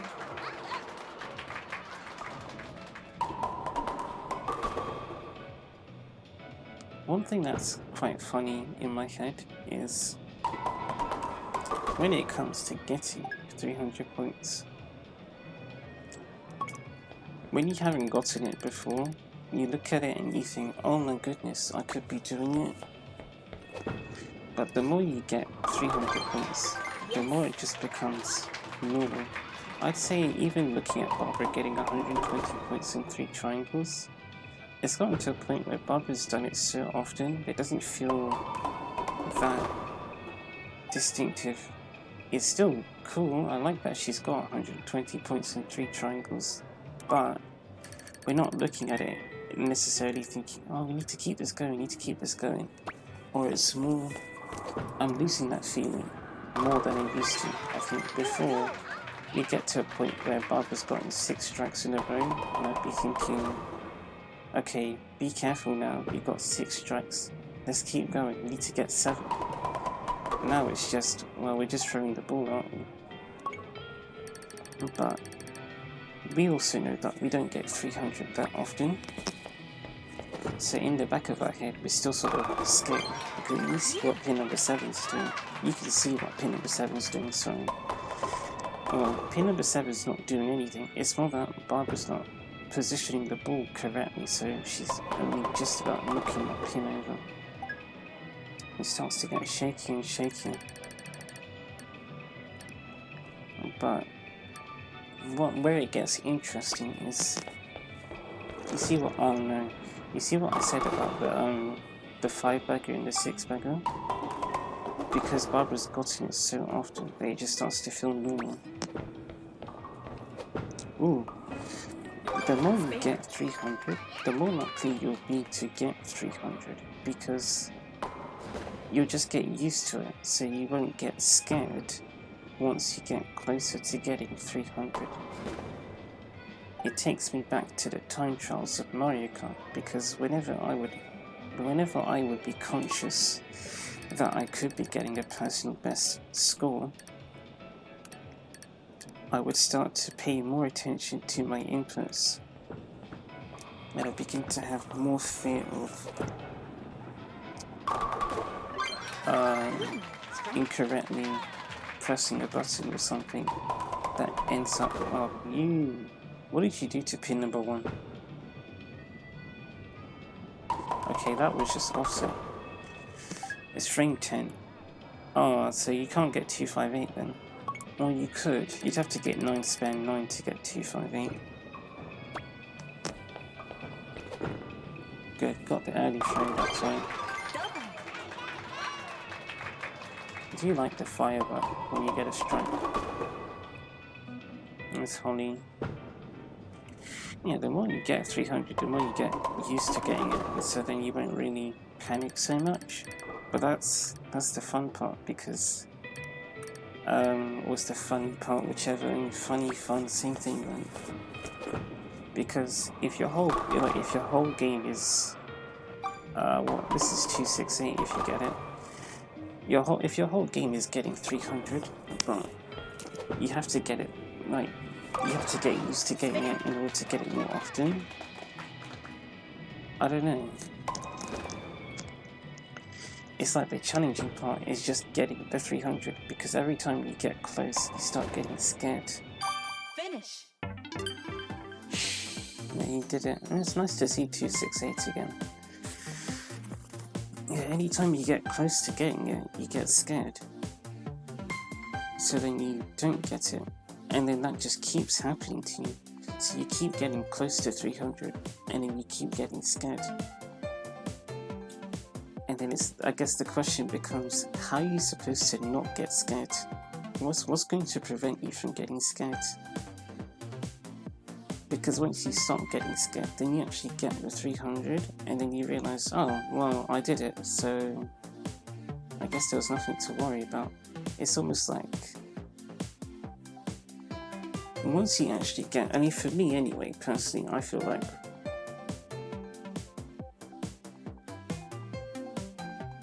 when we get 300, we think, wow, we actually did that. I didn't think it was like that. I thought you had to do something crazy to get 300, but it turns out it's just, okay. Because I guess I look down at myself, so I don't feel like I've done anything in particular to get the score.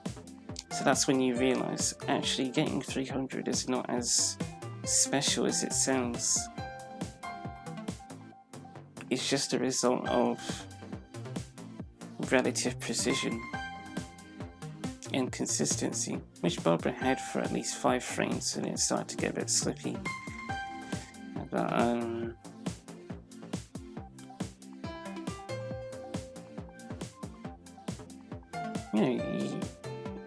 you realise that it's not really all that much. match getting 300.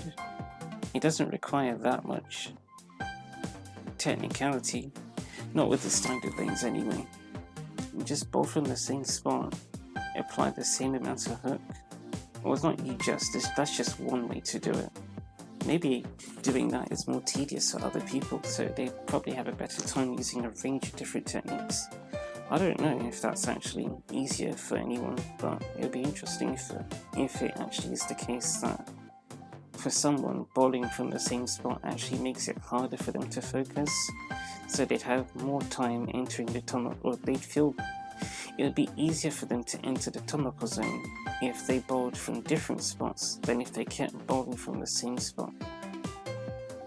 Maybe, for example, if you keep bowling from the same spot, it makes them feel like, okay, I have to do this. I have to do it exactly the way I did it before, and then that gets them scared, so then they switch it up. They're not having that pressure to do exactly what they just did, because now they're doing something different, so it keeps their brain stimulated rather than anxious.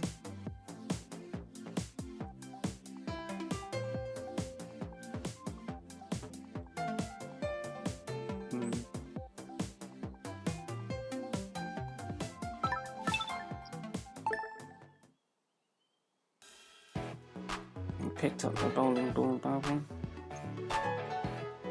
Yep. Barbara's ready.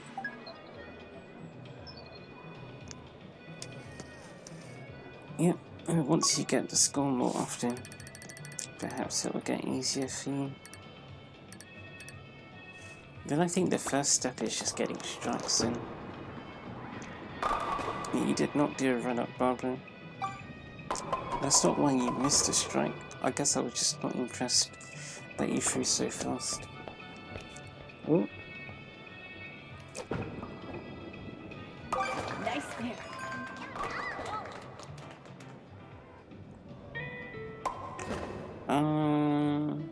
Yeah.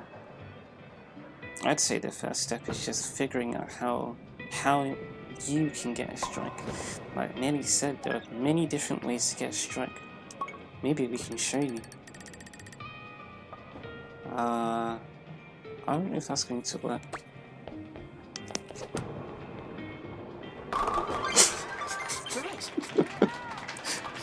Oh yeah, there you go. There are many different ways to get a strike.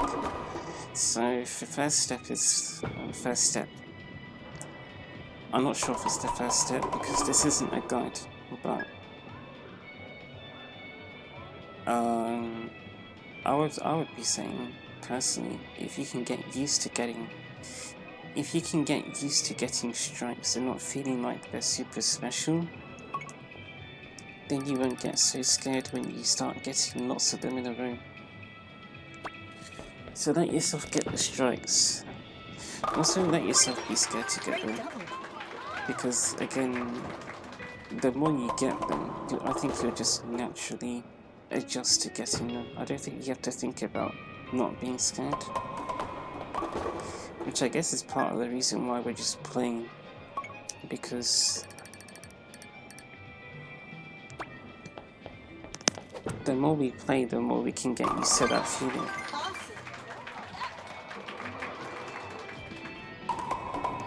It's a bit sad because it is nice to be excited about getting strikes, for example. You might think, oh my goodness, I got 3 strikes in a row. I've never done this before, wow. Yeah, that's fun. But I still think you can feel that way without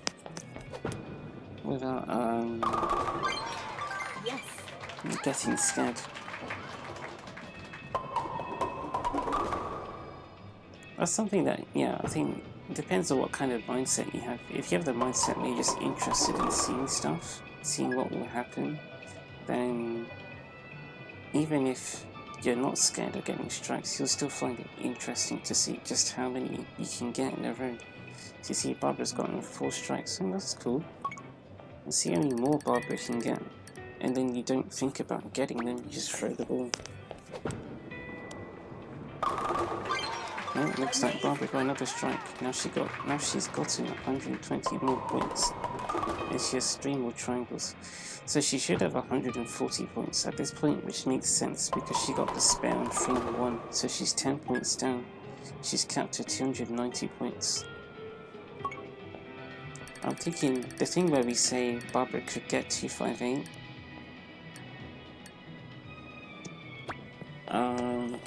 We also get scared of Barbara not getting 258. That was bad.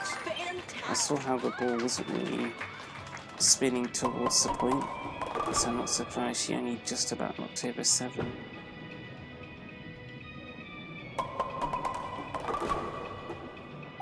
It's a bit weird, yeah, Barbara could get 258, and then we're thinking so much about it because we seem to be scared that she won't get it.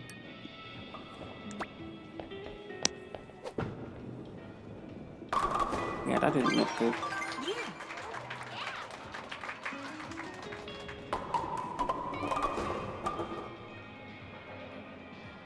But,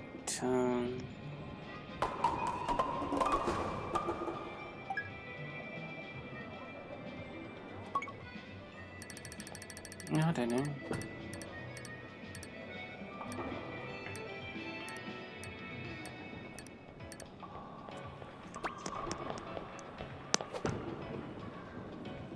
I think I know why that happened. It's to do with the way that I swung. Your form's good, although you are freezing a bit. And you still have that 290 set up. You got 230 points. Can you get 250? Is that even possible? Maybe. I wonder what would happen if you just got 8 pins and then nothing. Oh no. You got a strike again, so we won't be finding out. Now you're kept to 289 again. 289? Are you sure? No. No, it's still 290, but you can get 279 if you get 9 spin.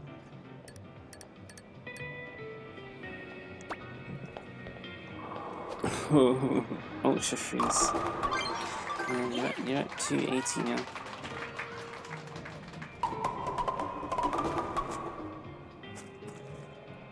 You might actually think sometimes you might get a spare on the first frame, and then also now we're getting the streak. But what about the first one? Why couldn't we get the first strike? Because it's like, well, look, if Barbara just got the first strike, she would have gotten 12 in a row and sealed it off. Although some of her strikes were pretty bad, in my opinion, anyway. And sometimes that's it's a gamer's mood, I suppose. I don't like using that. Oh, gamers are like this, because not all gamers are like this. I just don't like calling people who play games a gamer. Or maybe that's because gamer, like the tag gamer seems to be ominous to me. It's like if you ask me, do you like gamers? I would say to you, not really, no.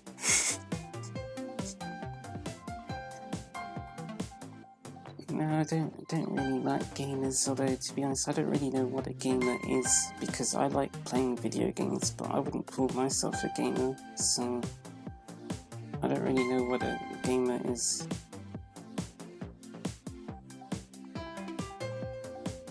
But,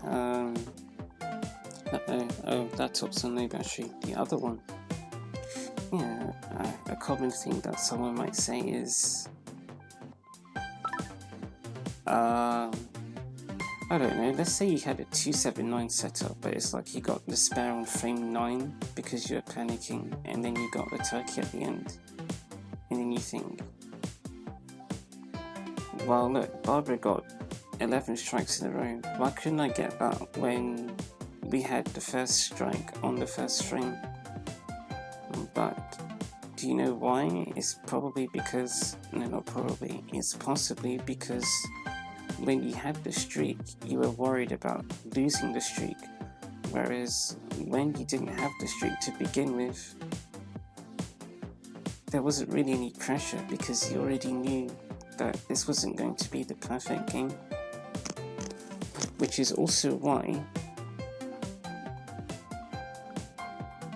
I would say when I watch people grind for something, what do we mean by grinding? Grinding is this idea that you're working against the resistance to get something that you want, which is really weird because it's I guess it means that you don't want to.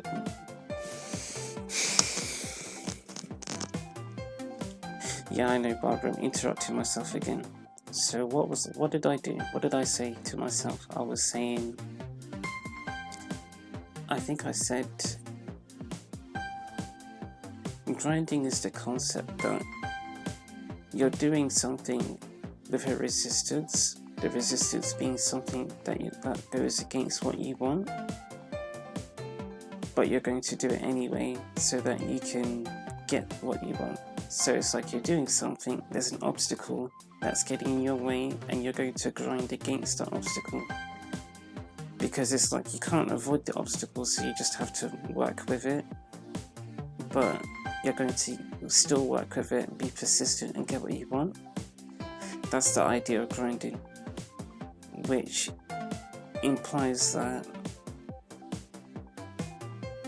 the person doesn't want to play the game. They just want to get the perfect game. But then that made me inhale a lot and then exhale a lot, like this.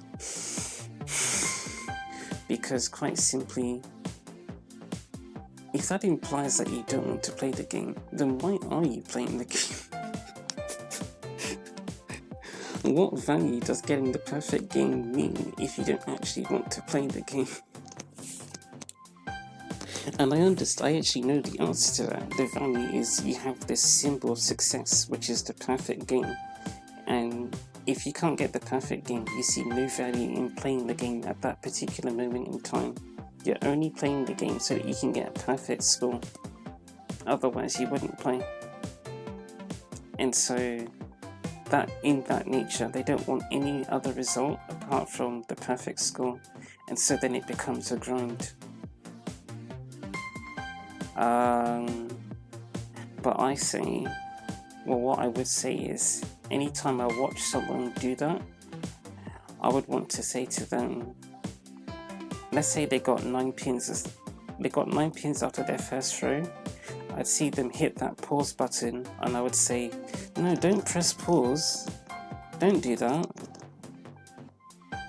I know why you want to press pause, but don't press pause. It's silly. And why I think it's silly is because your idea is to get a perfect run, frame 1 to 10 all strikes.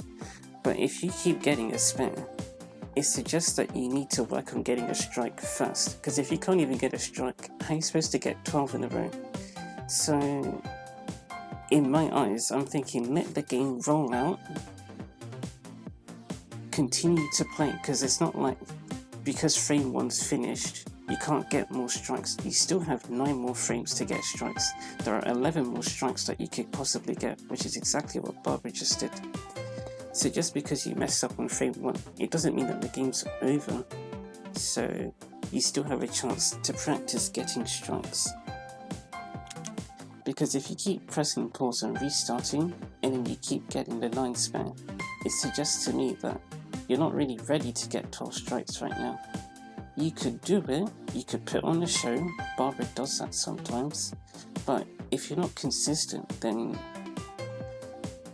the chances of you getting 300 points isn't even that high anyway. So don't worry about getting it right now. You're working towards getting 300 points, but your target shouldn't be doing it all in one go. Your target should be working towards the skill, if that makes sense. The skill of getting the strike, because it's the skill of getting the strike. Sorry, the mic is here. The skill of getting the strike is what's going to get you the 300 points. That's what I think you should work on first. So let yourself play without the pressure of getting 12 strikes in a row. And that way, you might actually find that it's easier for you to get the strikes. So for example, you'll get 11 strikes in a row after getting the first spare. But then let's say you get 6 strikes and then you get a spare, because now you're worried that you're so close, you don't want to mess up now, and then that makes it harder for you to focus, and then you mess up. Right now it's not about you having a chance of messing up, it's about you knowing what it is that you need to do. I'm thinking if you can bowl subconsciously and get strikes like Tomoko, then even if you're worried, you already know what to do subconsciously, so you can just let your body do it. Let your body do what it knows, what it knows how to do, let it do that, and then you'll keep getting the strikes, or you might keep getting the strikes. You may keep getting the strikes because it'll be easier for you to do so once it's already a part of your brain, I guess. But if you're scrambling just to get strikes, it's going to be harder for you to do that. If you got this pressure on you to perform.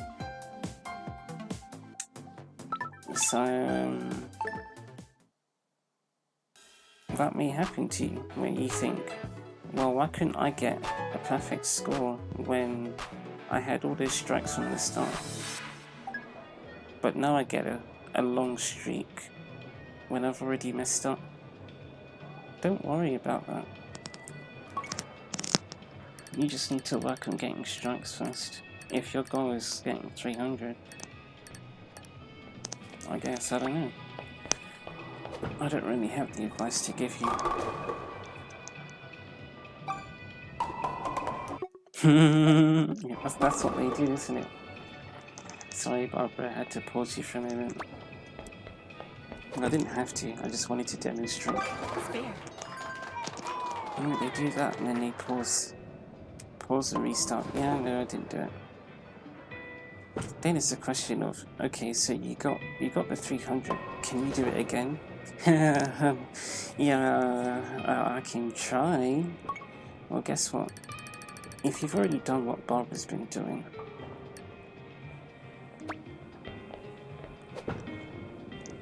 Barbara, again, she won't say, yeah, I can do it.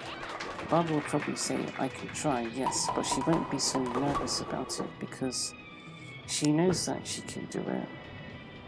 She knows she's done it before, and she knows that she understands how to get the strikes, so it's more about her entering the Tomoko zone and just doing it. She won't be scared because it won't be her first time. She wouldn't have been panicking to get the strikes to begin with because she already knows, or she generally understands the technique that goes behind her strikes. But I guess that separates world class from above average, because getting 300 is above average. Not many people do that. And in real life, in my world, I've never gotten above 200 in bowling.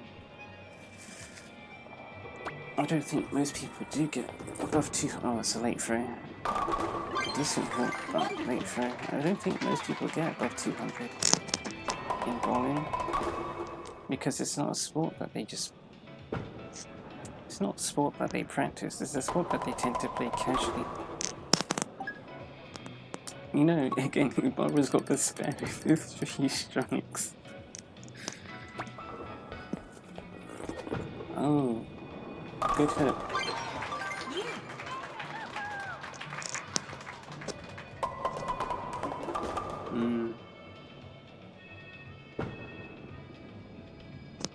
That must have been frame 5.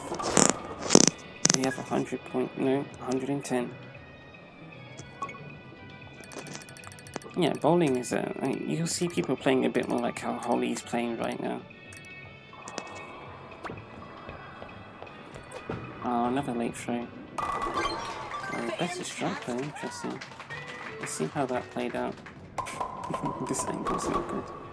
We know that pin went sideways anyway. It was good, I think your hook was just good then.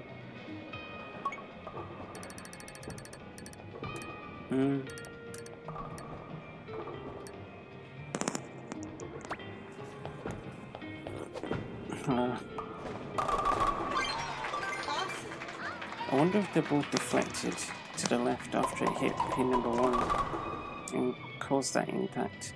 To be fair, I think it's just a case of pin number 2 missing.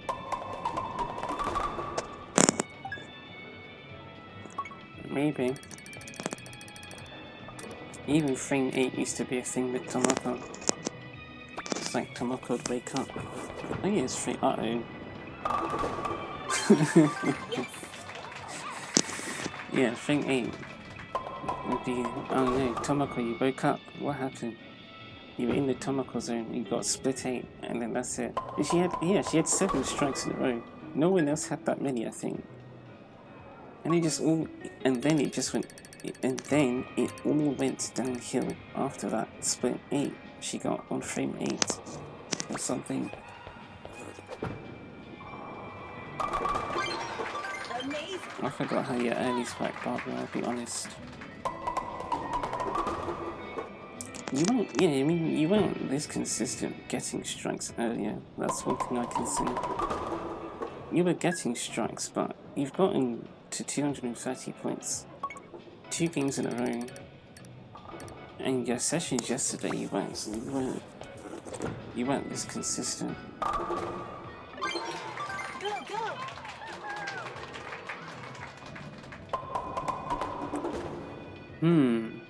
So those pins, they just sort of dropped dead after they got knocked over. I guess they lost all of their speed. So they didn't knock into pin number 10 too well.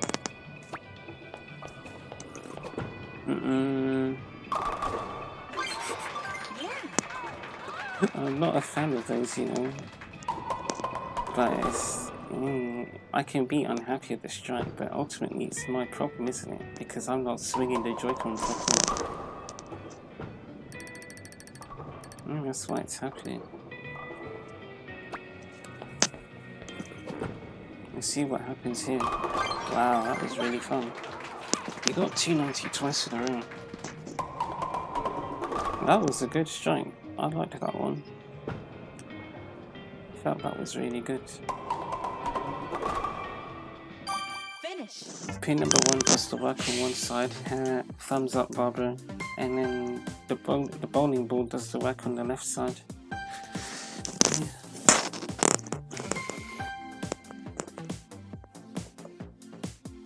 So there it happened again. Barbara got the spare, and then she just got 11 strikes. But that was a really good session, because it gets you to, you've got a streak. It's not a perfect streak because it started from frame 2 and not frame 1, but you still get an experience of what it's like to hold a streak for that long, and that's good practice for when you actually do get the strike on frame 1, and then you keep it going. Then it doesn't feel so unnatural because you've already done something similar.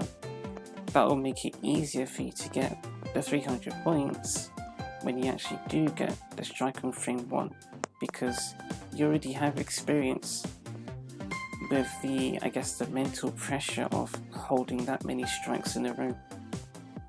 But if you just press the restart button, you don't give yourself that chance to experience a pseudo version of a perfect game. In other words, a fake version, a practice version of a perfect game. You don't get that if you reset early, so that's what I would advise that you don't. I actually think that was the precursor to your training sessions, Barbara. So, what am I talking about? There was this person who I used to watch play Wii Sports games, mostly the Wii games. He played the Wii games. Actually, we watched him play it, and then he did streams as well. That was before Barbara's streams. It might have been that we saw his stuff, and then we started playing Wii Sports more. Maybe he inspired me to go back to Wii Sports. And then I had a lot of fun with that. And then I went back to this game, went and got Barbara's glasses, and then you got all the streams. So it's because of that one person. And one of the times he was streaming, he played Wii Sports Resort. He said he doesn't like it because it's harder to get strikes, even though it's easier for me with this version anyway. Yeah, and he said the bowling's weird. When I was looking at it, I thought, it kind of looks like Wii Sports Club. And Wii Sports Club feels a bit more like this game, so I wonder if it's, I don't know, if Wii Sports is just more exploitable, so it's easier to get strikes. Whereas here, it's less exploitable, but it seems to be easier for me to get strikes here. When we used to play Wii Sports, I felt like it, when I went from Wii Sports to Wii Sports Resort, it felt like Wii Sports Resort was harder. The ball would never stay straight. Although, having said that, I went into this game thinking it would be like Wii Sports Resort. So I thought, okay, well, the ball probably won't go straight. I want it to go into the middle, so maybe we should just go a bit to the left. Maybe because I'm right-handed, the ball will go towards the right, and then it will go into the middle. No, of course the ball didn't go into the middle, it went next to the middle, i.e. the spot that you've been seeing Barbara throw the ball towards and then get her strikes. So then we got a strike, and I thought, huh? Okay, I didn't think that would happen. But it's because I guess the controls are similar to Wii Sports Resort. Because I remembered, yeah, the ball doesn't travel so straight. It's easier to get it going straight in Wii Sports.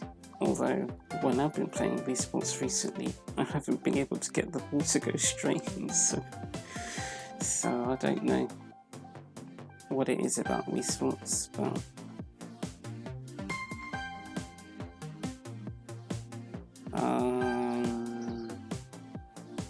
yeah, that person, he did a stream and he played Wii Sports Resort and he said, what should I do? I know, I'll go for the perfect game in bowling. Or he complained about it. Or I don't know, maybe he said he's going to do it and then he complained about it because he said the ball doesn't go straight.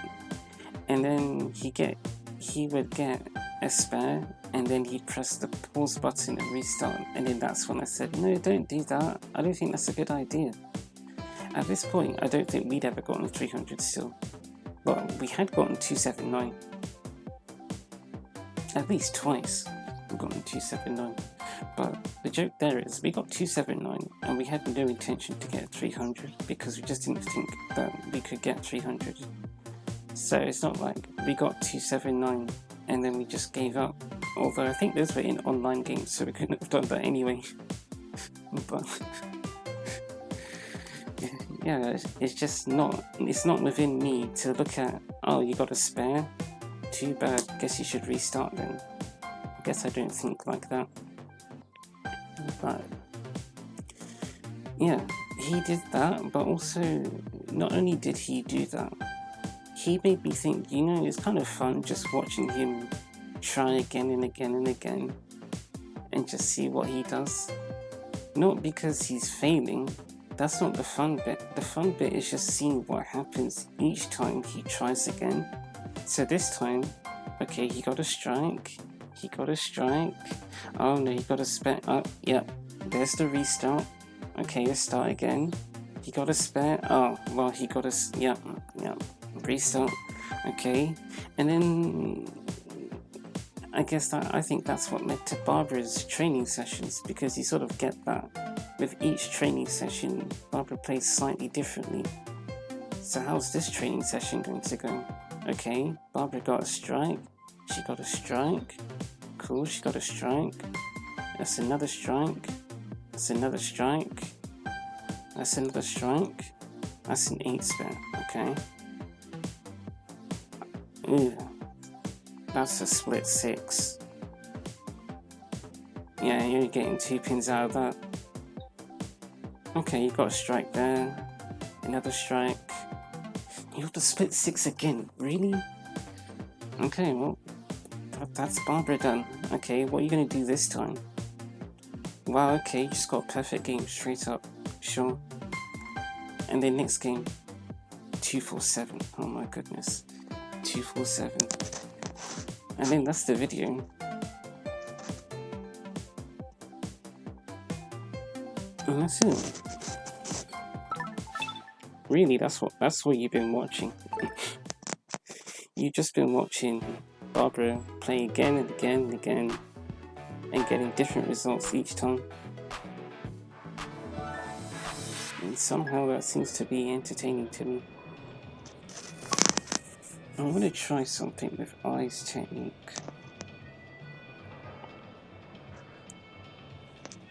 Just to go like that. So... yeah, but you have to be proper though. Let's try it, Barbara. Wow, that was really good. That was not as I was not expecting that.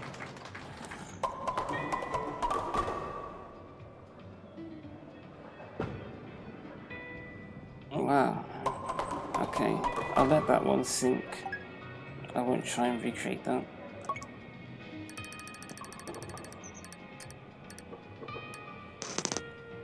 Why do I say that?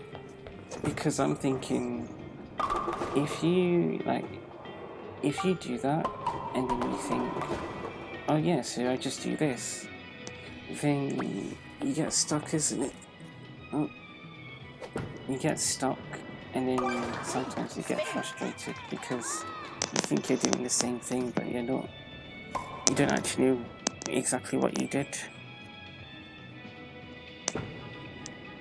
And you don't really want to fail, you just want the result. There, we didn't even know if we were going to succeed or not. We just did it and said, okay, well, let's see what happens. Wow, okay, cool. But then the next time we try again, we want that result, isn't it?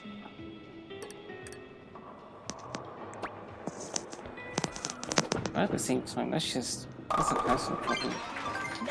You're seeing Barbara keeps throwing from this spot. And we've done it so many times in this pin number 7, got upset about it, but you can't let that stop you from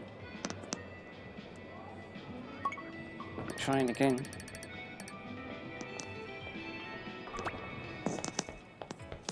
I remember when we started this training session, I did not feel like doing it at all. I didn't feel like doing anything.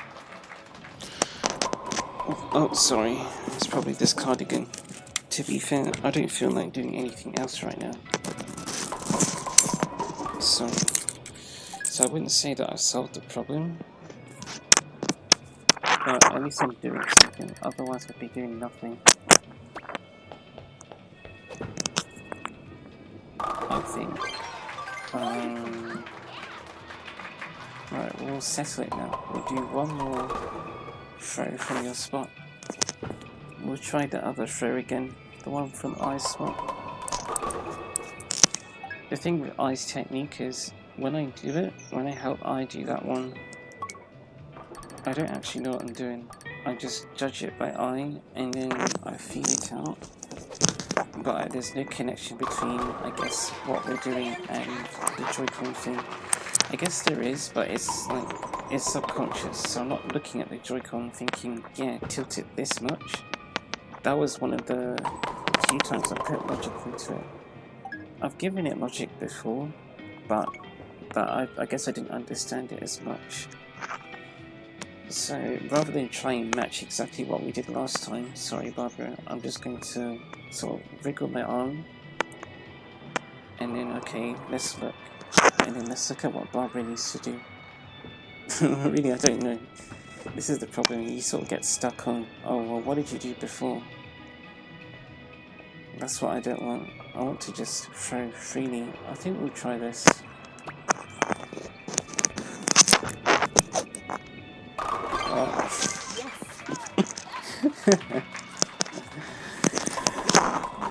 Sorry, I don't know what I'm doing to the mic, but yeah, that was cool, Barbara. I saw it from the start. I thought that's shaping up really well. Well done, Barbara. You got it. And to think that I sort of set that up for us. It's only because I did that now Barbara's doing it, and she's doing it so well. Because I guess if it wasn't for I, we wouldn't really think about trying it so much. But thanks to I, now it's something that I think about. Yeah, do you remember that technique that I used to do? Let's give it a try, yeah. And then you do it, and you think, well, okay. So even right now, I'm thinking about Abby. Let's do it. That's a late throw. Yeah. I'll try it again. Well, first you have to get the spare. Let's get the spare first. Nice spare. It's a bit close.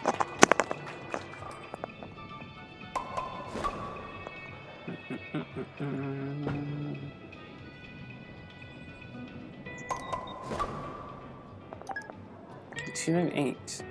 Oh, well, you could get 258. You have to get the turn. Oh, Abby's spot. Are we going to win Abby's game from Abby's spot? This is the ultimate test.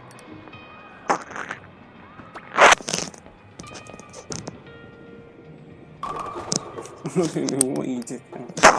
No, it's 247 if you get it.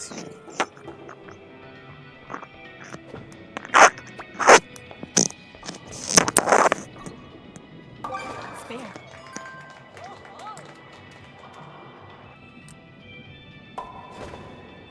I wonder if you could play this game professionally, but fully with your subconscious, to not have any conscious control over your bowling, but to get it right.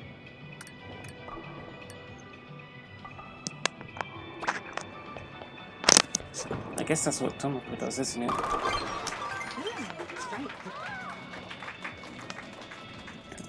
And to be fair, that's what we used to do. We got 300 points the first time with not much conscious thought. We didn't think about what we were doing. We just got it. Whereas now we put more effort into it. 247. It's like cursed score. Imagine you could have had 258, but you got 247.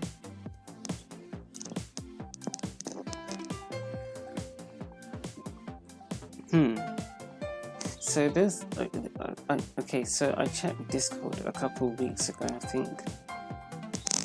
And former Sky left me this message. He said something like, "I've never heard you laugh so much. That session was great. We should do it again sometime." I don't actually know what he was referring to because I forgot about that session. But now that I'm seeing 247, I think that was when Tomoko and Shalumba got the same exact score. And you know it's 247, which I have an issue with. So it's different. Also, that was the first time I really saw Shalumba bowl or Kagumba play with Shalumba. And that's where I saw, wow, this is what Kagumba can do. That's crazy. He got 247. Do you know what it is? Because we talked about leisure, haven't we? You got leisure posting all this. I got 300 stuff, and you just got Car Goomba, this random Goomba, and he just gets 247 out of nowhere. You would have never expected him to get 247. He just picked up the game like he's only played it for a couple of weeks, and he's pulling out 247. And even Sky, when Yellow played with him, and then when I watched his stream, that was his first stream of Nintendo Switch Sports. And I'm thinking, this guy's new to the game, he's not even that bad. That's why in the ranks video I was saying, based on what I've seen of this guy, he can reach the S rank league. And then he got a game with Pair Ready and Max Up, and he won that game.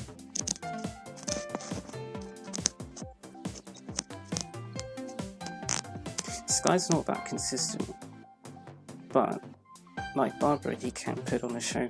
He has done. I've seen him get 258. And you saw him, well, that's if you watched the video, you saw him get all of the basketballs in the hoop in the 3-point challenge. He's got, like he has the capacity for the skill. And now I think this is a really important topic to touch on. I guess it's like people like to brag about having skills, right? But part of me feels like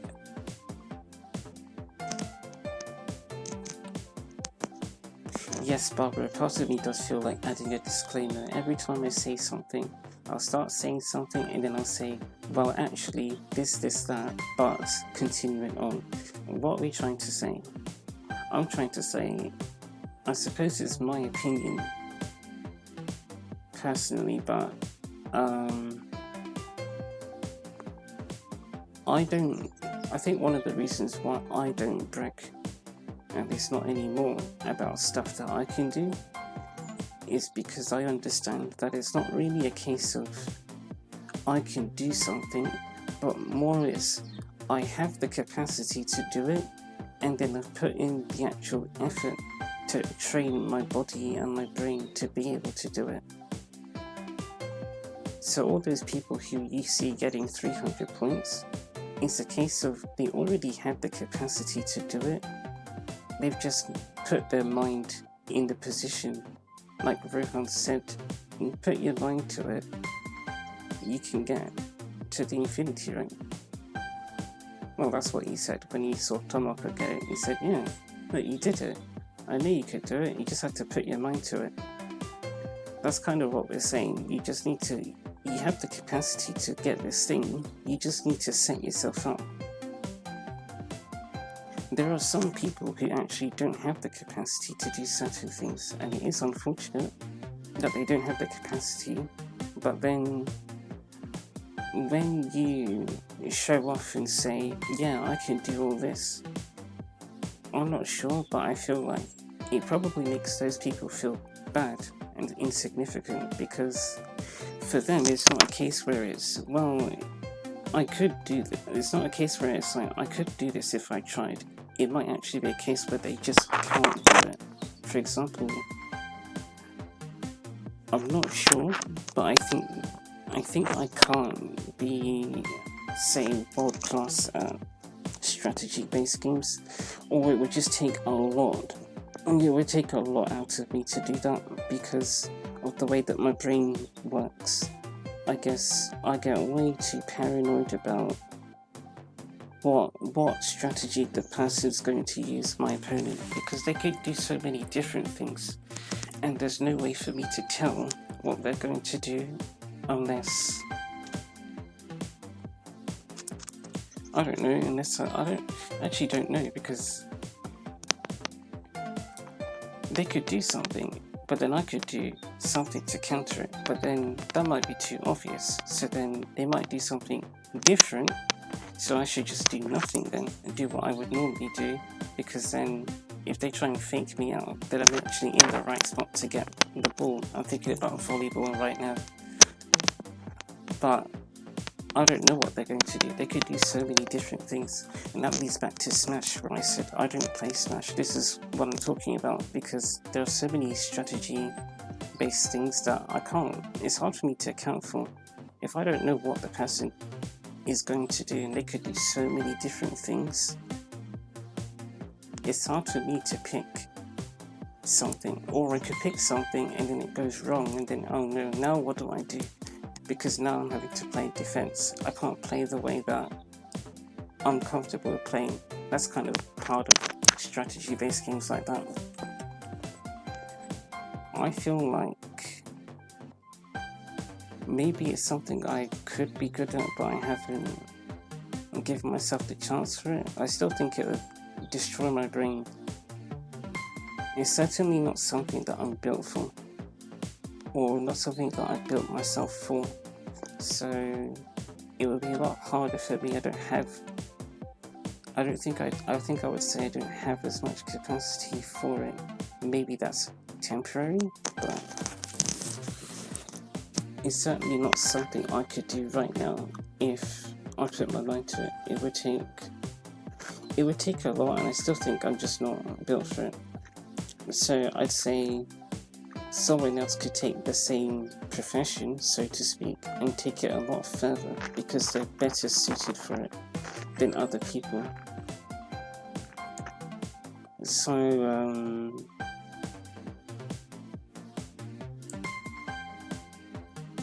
I don't know. I feel like I need water. There is water next to me, so I can drink it. I can drink the water. I'm going to drink the water. It's Barbara 247. Squeak.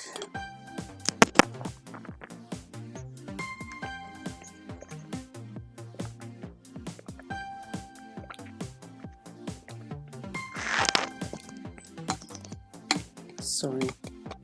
I've been going for 2 hours and 20 minutes. I think we should stop at 3 hours and try to sleep. Yeah, no, sleep at 6 p.m. That's not unreasonable. Is it? Is 6 p.m. unreasonable? When would you get up? You probably get up at 2 in the morning. That's not unreasonable. Depends on what you're doing in the morning. You could have an early shift at work, or you need to wake up early to catch an early train. You don't catch the train. You have to get onto it. You can't catch it. The train's too big. But anyway, I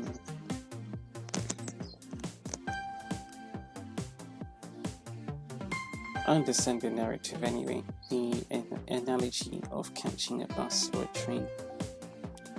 So we're talking about. Oh, I'll just slip this in. Effectively, we've gone for 2.5 hours without having a break. Yeah, we've had these times where we're not bowling, but I've been talking for basically 2.5 hours with no breaks. That can be quite intense. I think when it comes to having a break, it should actually be a session, like a duration of time where your brain actually switches off. Not switch, it doesn't actually. Okay, so you give your brain a break, so you're not thinking about anything in particular. I would say that I don't live in the right space to have a break. That's kind of been the whole problem I've had. But let's say you could get up and go for a walk, something like that, and your neighborhood's peaceful, and you got a nice park, you can look at the clouds, that sort of thing. You can look at the sky. If you could do that, that takes your mind away, and then you come back, and then you start again. That's a proper break. I've never had breaks like that, because I just can't have them, unfortunately. But that's ideal, if you can do that. The day where we had 2 training sessions in one, I would argue we sort of did that, where we had one session for an hour, and then we put our brain in a place where it was not really related to bowling, and then we came back to it. So we actually had a break from bowling and training related activities for at least 8 hours before we came back to it. I think that's a good kind of break. We haven't had that today. Although that wasn't really a part of the plan, but it should be, having a break. We were talking about, oh yeah, having the capacity. Oh wait, how much? Actually, no, we can leave it on. Yeah, having the capacity to be skilled.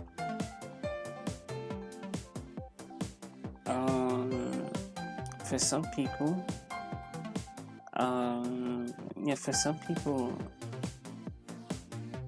they have the capacity, but they haven't stretched themselves. For some people, they don't have the capacity. Even if they do stretch themselves, they'll never reach what other people can reach, because other people are just built better. And then there's the people who they have the capacity, but they have stretched themselves to reach more of their peak, or close to reach a level closer to their peak, if that makes sense. I'm not sure what I'm getting at, but maybe it's when you have the people, you have two people, right? So you have two players or more, and all of them have the capacity to play at, let's say, world-class level, but only one or two of them out of the group actually have that world-class ability. Sorry, they've actually reached it, while the others, they still can, but they haven't reached it yet. But then what the world-class players do is they say, I'm world-class because I can do this and no one else can. See, I did it, I'm the best. I'm not saying that the people who aren't yet world-class should take this personally, but I do feel like at times it's a gesture that's done to a certain dominance. And yes, we can argue that this is a historical thing that humans do or have done in the past, where they like to claim their territory, but I don't think it's very, I don't know, communal, is that a word? It's not very friendly, question mark. To be fair, when humans used to be dominant like that, or territorial, which they still are, they're not friendly. That's kind of why we have world wars, because people are territorial and want things to be their way, and when they can't get that, they assert their dominance using violence. That's also best. You know, that's the exact reason why we're doing this, because it's like people get territorial over video games. And if people are getting territorial over video games, it doesn't surprise me that people are behaving that way on a much larger scale, like over race or religion or just general ethnicity, which is race. I don't know. You know, you do that where you just say three things. It's one of those standard things that I'm trying not to do because it doesn't make sense to do it all the time. But yeah, you've got things like ethnicity, things like religion, things like interests. Okay, so this person likes buses, so they're bizarre. Get rid of this person, they shouldn't exist. That sort of thing. Well, this person likes Barbara. Why do you like bots? I don't understand. I've been asked that question, why do you like bots? And in my head I'm thinking, Barbara's not a bot, so I don't even know how to answer your question. But look, you're looking at Barbara. Is Barbara a bot here? Well, no. You've seen that Barbara's using my help to play the game. So I guess if you're going by that definition of a bot, Barbara, as you've seen her right now, is clearly not a bot.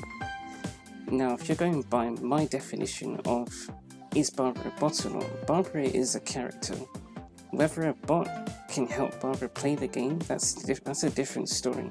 But Barbara herself, Barbara the Tigress, you're looking at her brown hair, brown skin, glasses, brown eyes. She doesn't wear earrings, but she's wearing them here. She is a character.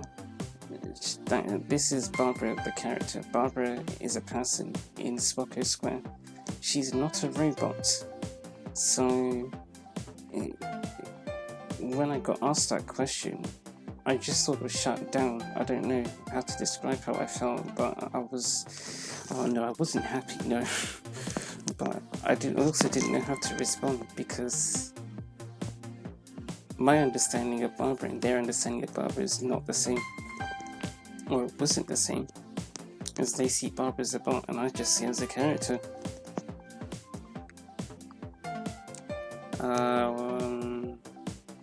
Oh, what? Because of discrimination. That's why we mentioned Barbara being a bot.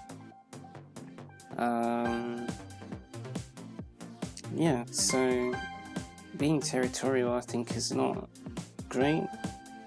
I understand why people are like that, but I don't think it helps humans as a collective group of beings.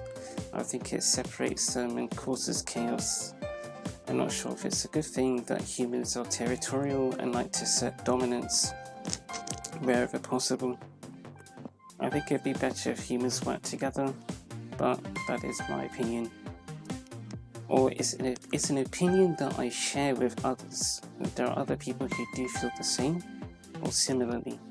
So I would say it's a shared opinion that I prefer humans working together. But again, in gaming culture, I don't see that. I see people asserting dominance, and I've also seen it with this game. So I said, let's do our bit and show the passion that we have for the other players. Whether they're better than us or not, we'll congratulate and give people credit and support them and say, yeah, this is good work. Even the people who use the bowling exploit that I don't like, at least they're getting the strike. It still requires some kind of effort. The reason why I don't like it is because I feel like, again, it's the asserting dominance bit. So you do the most cheap strategy you can think of, and then you use that to say you're the best, and then make everyone else feel like trash. Which then leads me to my original point. My original point was you could have a group of bowlers, right? Let's start again. You could have a group of bowlers.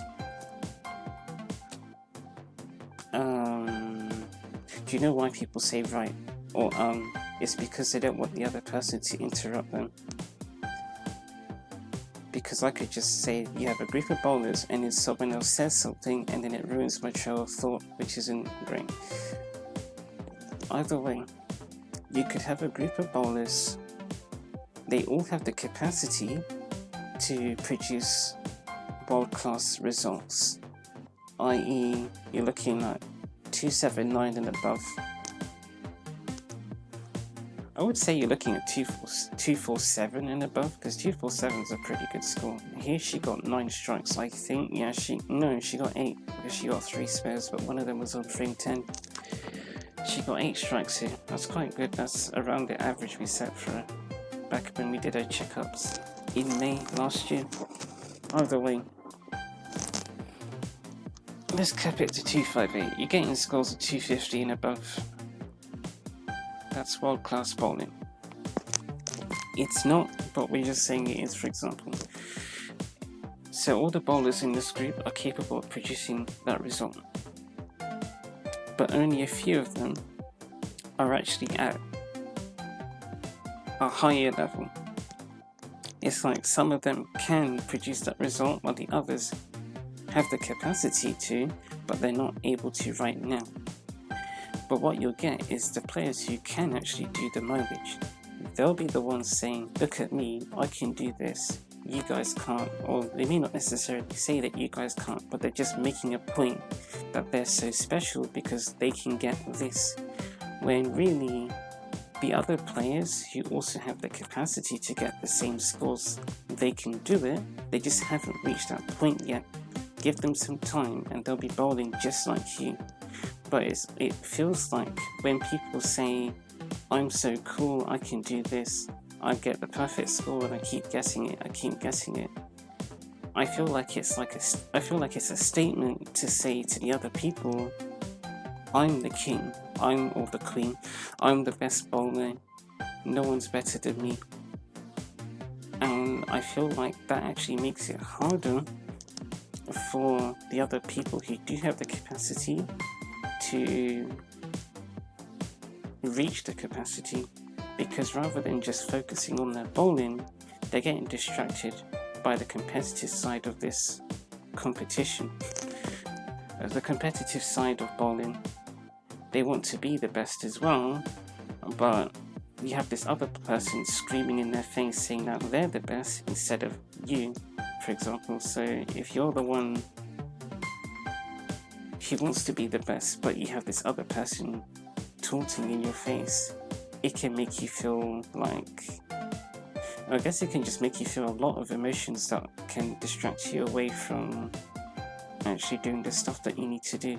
So for example, you might feel like you're behind, you might feel like, well, they're already at that level and I'm just here, but I want to be at that level. I want to be there now. I want to feel how it feels to be really good. So maybe you start taking shortcuts because you feel like you're further behind, so you feel like you need to catch up so that you're not left behind, you're not forgotten about. Because that's what happens, isn't it?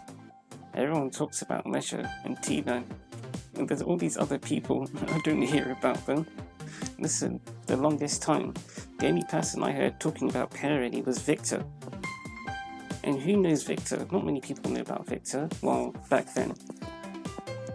People aren't talking about Victor. They're talking about T-Man and leisure. That's what I'm saying. I'm thinking, Perrini is such a cool bowler, but it's like no one knows her. What's going on? Is no one seeing what I'm seeing? Well, who cares? Because Perrini doesn't get 300 scores like that. If you want to see good bowling, you need to go to the best, and these guys are the best. Yeah, because they keep screaming in our face, saying, "Look, I've got 3." Have you ever seen us say, "Oh look, we've got 300"? We're like constantly. There is a thumbnail, and we did it for a laugh. Where Barbara, I think she has like her eyes sort of narrowed. She's doing like a funny face, and it shows the score 300 there. And there's another one where she's got 279. We actually did that because we were in this sort of training phase where it's okay, we're getting there. Yeah, I guess it's like that, isn't it? Barbara's progressing, Barbara's improving. I think Barbara did get more 300s that day. Maybe that's why we put that up as the thumbnail. I'm not really sure. But besides that, you don't see anything that says, yeah, look, Barbara can get 300. You'll have the thumbnails where you can see Barbara's best score is 300, but I can't do anything about it. I've even tried to crop it out of the thumbnail. I'll intentionally get a screenshot, but make sure that you can't see what Barbara's best score is, so it doesn't look like we're showing off Barbara's that good, because that's not the point of this video. This video is just about showing what Barbara's doing right now. It's not about showing what Barbara can do. It's not about showing the mic, sorry. It's not about showing Barbara's best scores, it's just about showing what Barbara does in this session, which might be 300, but I don't know until it happens. And you don't know until it happens. You don't need to know until you get to see it.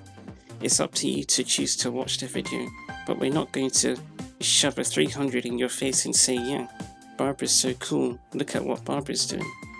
We don't do that. So if you want to see the times where Barbara did get 300 points in survival bowling sessions, you're going to have to dig through the streams, because even I don't remember. I don't remember the games where she did get 300. No.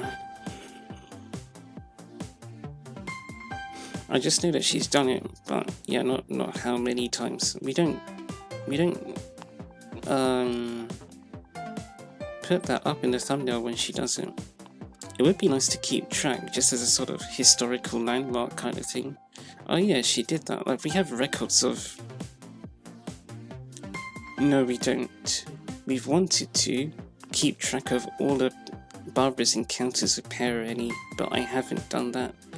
I just remember some of them. I think it's stream number 64 is the one where Nick is there, I think, and she does her little skip. I remember, yeah, she's in stream number 64, I think, but I don't know which other one she's in. And then the first time we met Perrini was in stream number 8, where Misaki was there and Ghost Julie. But besides that, I haven't kept track of the sessions of Annie. Yeah, because when we did the stamps video, the one where you got to see captions about what the stamps could be used to be saying,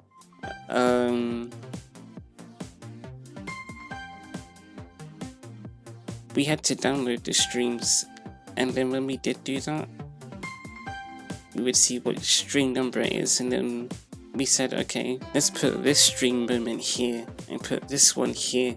So then we started to remember the numbers. We said, okay, I know there's a stream where Barbara met Luoma for the first time, but which stream was that? And then that's how we remembered the numbers. I think even BK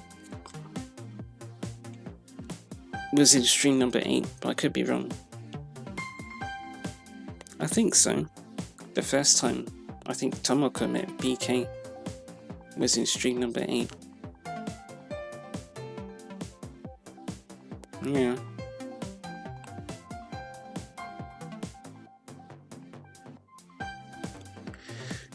Yeah, I guess what I was saying is it would be nice to keep track of the 300s just as a landmark thing, because it's nice to refer to every so often.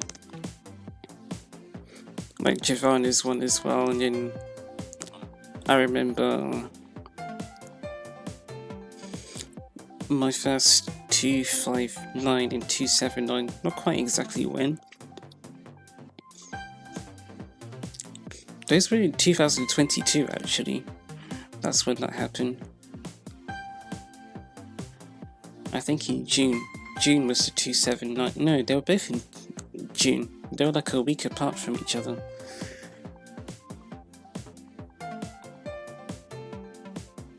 Sorry, my nose has an issue where it gets soggy. I don't even know what this problem is, but my nose has issues.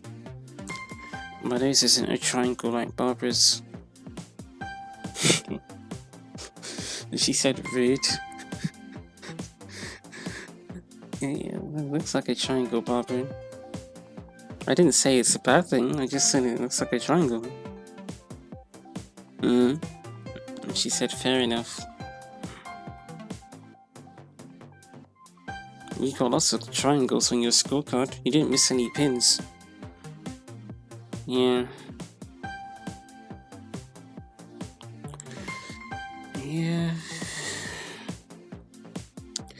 Yeah, so that was the S13 dominance topic. I don't want that energy, so then we decided to stream because we just don't emit that energy. At least I don't think we do. We certainly try not to. And sometimes we don't try not to, we just don't. But there'll be times where maybe out of habit we might be a bit aggressive about something. Even say what the player with the Infinity rank who was just bowling with the exploit. Yeah, we didn't like it, but we still try to respect people wherever we can. We don't like being offensive. We don't think it's very nice. Also, I'll note that I'm holding the mic closer to my mouth, so that's why I'll sound louder. That's why I may sound louder now. I might sound quieter when Barbara starts bowling again. What else can we say? Yes, it's S13 dominance. So we decided to get on the scene with these videos and the streams, so that we can promote a bit more kindness towards other people. That is also why I wanted Kargumba to play a bit more. He has released some videos. I haven't watched them primarily because I don't want any drama with the online players. Maybe if he put the player names off, maybe I'd give it a try, but I don't want to tell him to do that because I don't feel like he has to. If he wants to see the names of the other players, maybe there's someone that he knows, but he won't be able to tell if he has it off, that sort of thing. He wouldn't be able to see who it is, or he wouldn't be able to know for sure who it is. So I don't know if I wouldn't say to Kargumba, yeah, you should turn the things off, but maybe if he did do that and he told me, but I don't know how he's going to tell me if I'm not checking Discord. Today I wanted to shut down the app. I was thinking about leaving it forever until I realized I am part of a project.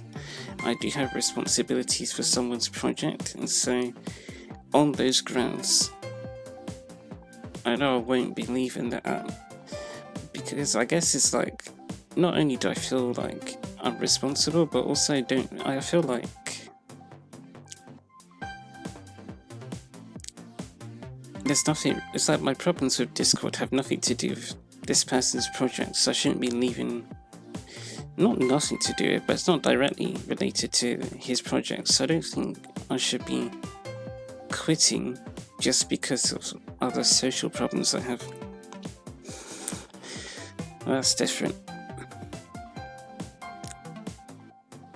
Yeah, Carl Goomba's, he just has an energy about him that I'd say I'd only get from one other person, ? Which would be case in point. He does want his rank though. I'm not sure if he still does. I haven't watched him or watched his gameplay videos for a while. He also does cover some modern stuff, like what's coming out and stuff like that, so I don't really follow for that reason, so I don't like knowing what's going on, but yeah, he's really calm. He just seems to be, I don't know, he seems to be quite open about what's going on around him, fairly casual. He still shows signs of talent. It's like he has the capacity to play really well as well. He seems to, maybe it's just his nature allows him to focus on the actual game, and so it's like he's not really that bothered about being the best, but it's like he likes the games that he's playing so much that he ends up being good because he's invested in it. So yeah, it's him, and then Carl Goomba. Carl Goomba's just, I don't know, I don't really have words, because I could say words, but how do I know that you understand what I'm trying to say by saying the words? But yeah, Carl Goomba has an energy that I really like. It's not quite the ideal energy for me, but I haven't seen much closer than Carl Goomba.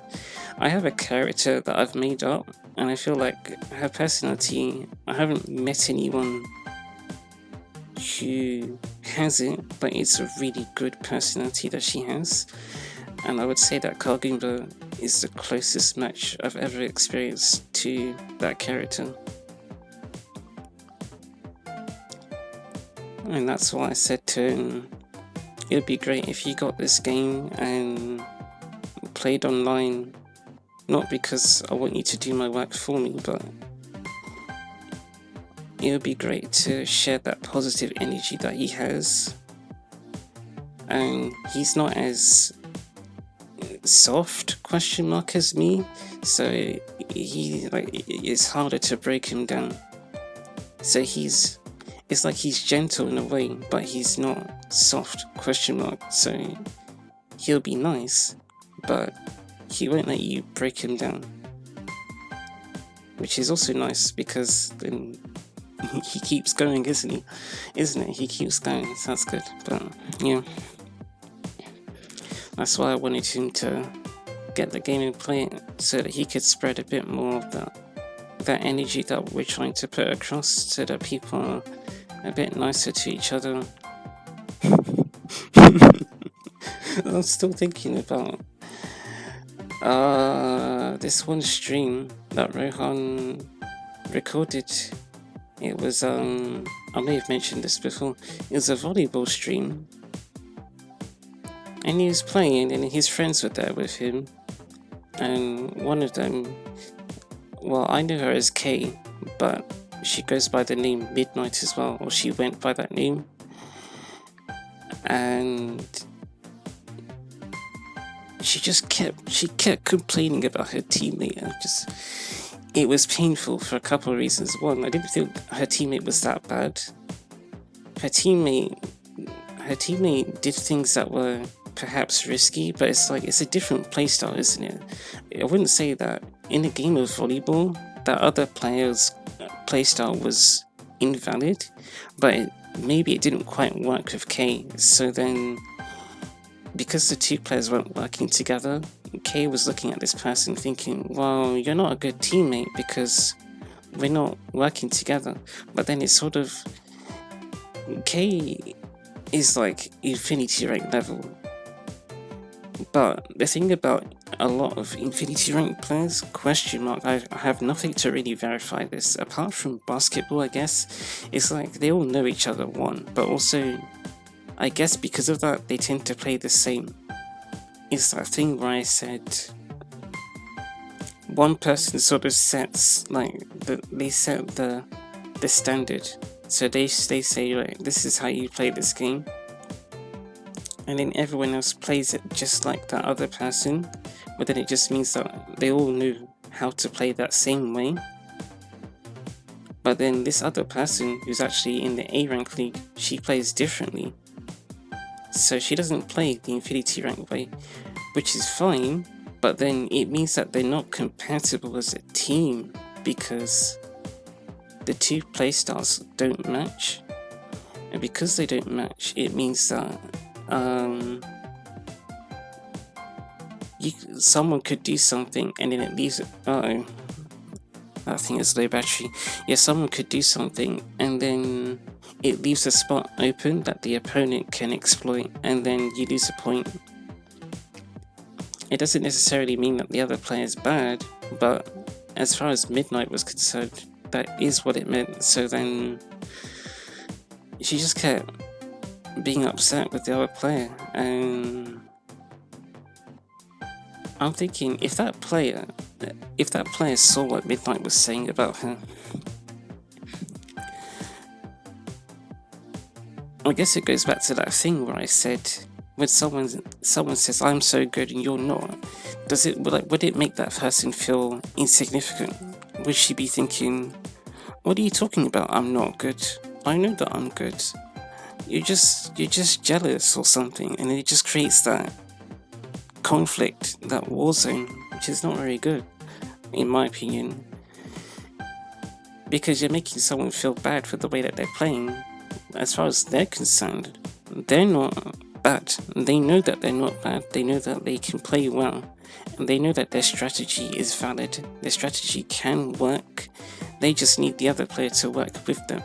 For example, in the context of volleyball, and Midnight's just not able to follow. That's fine. That doesn't mean that this person's bad, and that person knows that they're not bad. So imagine they were in the live chat seeing what Midnight's saying and they got into some kind of fight or something. I'm just saying that's the sort of thing I could expect. Not that we're supposed to expect things, but that happens. Stuff like that happens. People argue because someone decides to say, based on their opinion, that one player is really bad, which it's not really true. And then because they think that that person's bad, they just switch off. It's like Midnight was switching off. She wasn't really... It's like it felt like she didn't care about her teammate because she just felt like, well, she's just bad, so I'm just going to do what I want.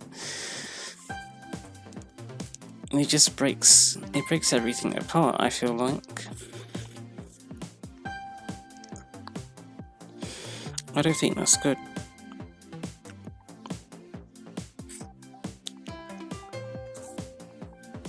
That person, I felt like, even if she wasn't good, it was kind of like a Pereni thing.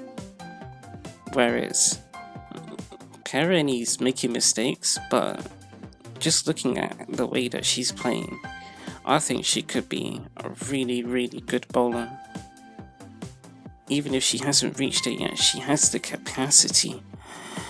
And that's what we're talking about. But to say to someone you're bad just because in the moment you're not producing the results, that can, like, for some people that can swing them the completely other way and they just give up, which isn't good. Like, you shouldn't have to give up just because someone says you're bad, but it's not helpful when someone says that to you.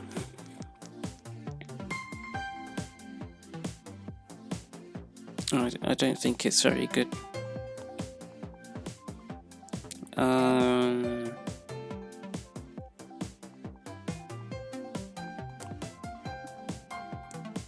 So I suppose that, I think that is the conclusion. We want to support good energy. Oh yeah, and that's why we don't like the bragging stuff. We don't want people to feel bad, and then to make it harder for people to perform well. Let them do what they're doing. You got your result, you could be happy with it. You don't need to show off and make everyone else feel like they can't do what you can do, because they can. I feel like for some people, they know that they can, so they say, yeah, look, I'm the best, you can't touch this, to try and put them off so that they never do actually touch their performance, if that makes sense.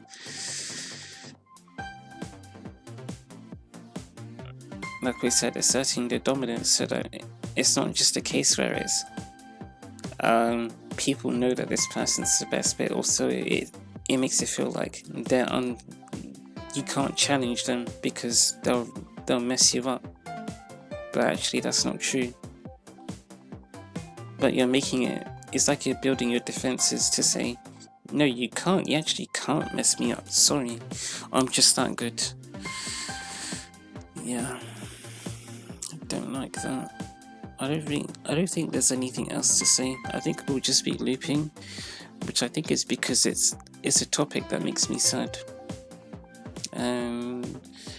Because right now, this is how things are. I can't do anything about it. So it's just going to be a problem that I'll keep talking about. I also can't find a clear solution to solving the problem, so I think that also makes me feel upset. I want to be able to come up with some kind of solution now, so that I can stop feeling upset about it. But I guess that's like you not getting the 300 now. So then what? You just keep playing until you get 300? But what if that takes all day and then you don't eat and stuff like that? That's not good. So I think you should just leave it and come back. We'll have one more session, Barbara. Although I'm not sure if we should do that, because I don't necessarily want you to forget about what we just said, but I guess have a break from that, all of that discussion about dominance. Let's have a calm game of bowling. Strike.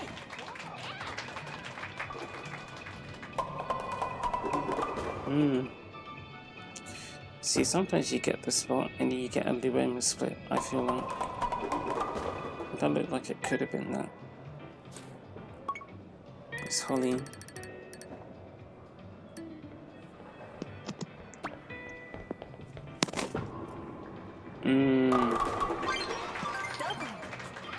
Don't think we threw to the right. I think we either threw straight or just didn't throw to the right. Well, that's the thing, isn't it? What if you just threw straight but you still threw early, but from the late throw spot? Then surely it would like here, but then you threw straight.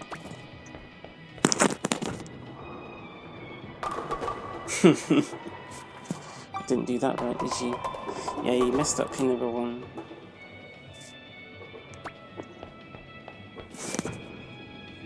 That's like how Tomoko does it, because Tomoko doesn't always throw late, like I said earlier. She does sometimes, but she doesn't always throw late.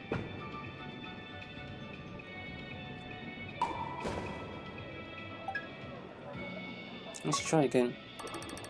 What, so early, a late throw spot, but we're going to do an early throw.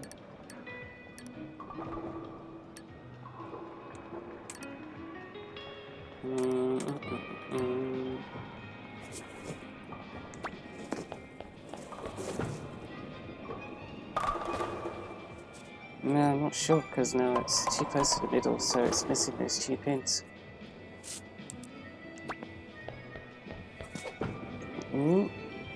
It's to do with the exact part of a hook. I'm imagining the way the ball's rolling when it actually collides with the pins, it's not having the right impact. I'm not sure. As I've said to you before, I'm not an experienced bowler, or I'm not experienced enough to know how that works.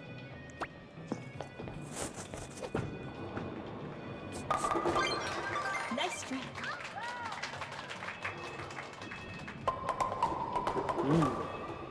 Not bad, but pin number 10 intrigues me. Pin number 6 got pushed in the wrong direction.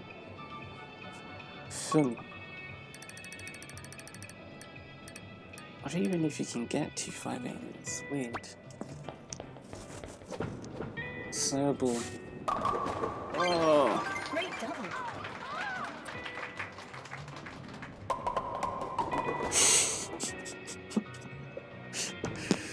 I'm sorry, it looked funny. It's frame 7.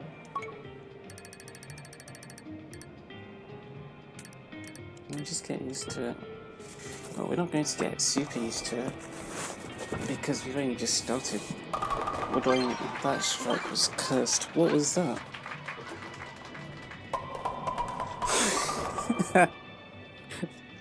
Sorry, Holly. That looks funny. Yeah, this is what, day 4, maybe? Of this whole thing? It's day 4.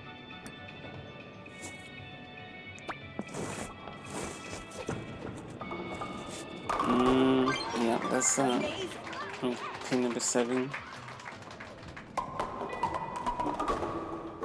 Yeah, this is only day 4 out of 368, whatever.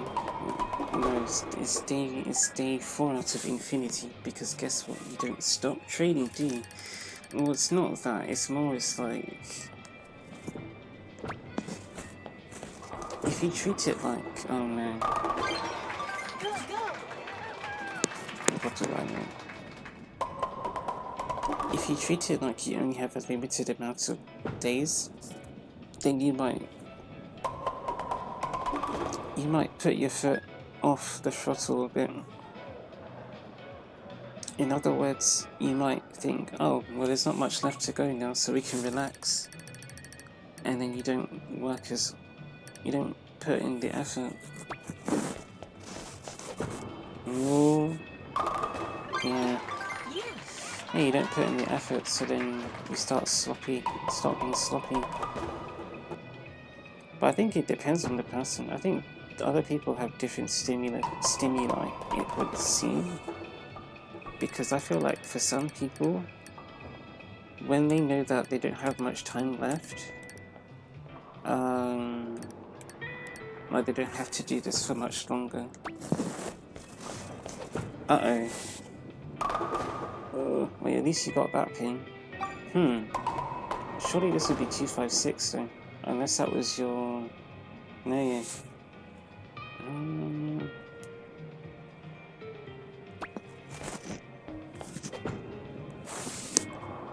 Okay. That looked interesting now. I'm not sure if that would have given you a strike. You got 255 then. Finish. Yeah. I can't see your earrings, Barbara. Or I can just about see one of them. Usually I can only see one of your 2 earrings. I can't see them both. Oh yeah, so for some people, if they know they only have 1 day left, they might be really excited because maybe for them it's a case where, yes, it does feel like a grind. In other words, they feel like... Sorry, I messed up the mic. Where is the mic? Oh, it's here. Also, how much battery life does this have? Because this thing could run out soon. It has... If it has 3%. This is really bad stuff, you know. You could just shut off and then I'm left with absolute silence. Absolute silence is not a bad thing. Do you know what? It's not a bad thing. The problem is I don't actually get absolute silence here where I live, so then that's the problem. Nope. No absolute silence. You don't even need absolute silence. It's just peace, isn't it? I don't really feel that here, so then that's why if this laptop turns off and the background noise is gone, then everything else can attack me, like the vibrations. I keep talking about the vibrations. The vibrations. Yeah. Pesky vibrations. What was I talking about? It was to do with, if it feels like you're working really hard and it's stressful for you, then knowing that you're one day away from a break, that might help you feel better and more motivated to put in the effort on that particular day. You might end up working harder or more efficiently on your last day of training than any of the other days because you're feeling good about the fact that you've done a whole week's worth of work or something like that, and this is the last bit. Just put in that extra bit and then you can be happy because you don't have to do it for a while. So I guess that works for some people.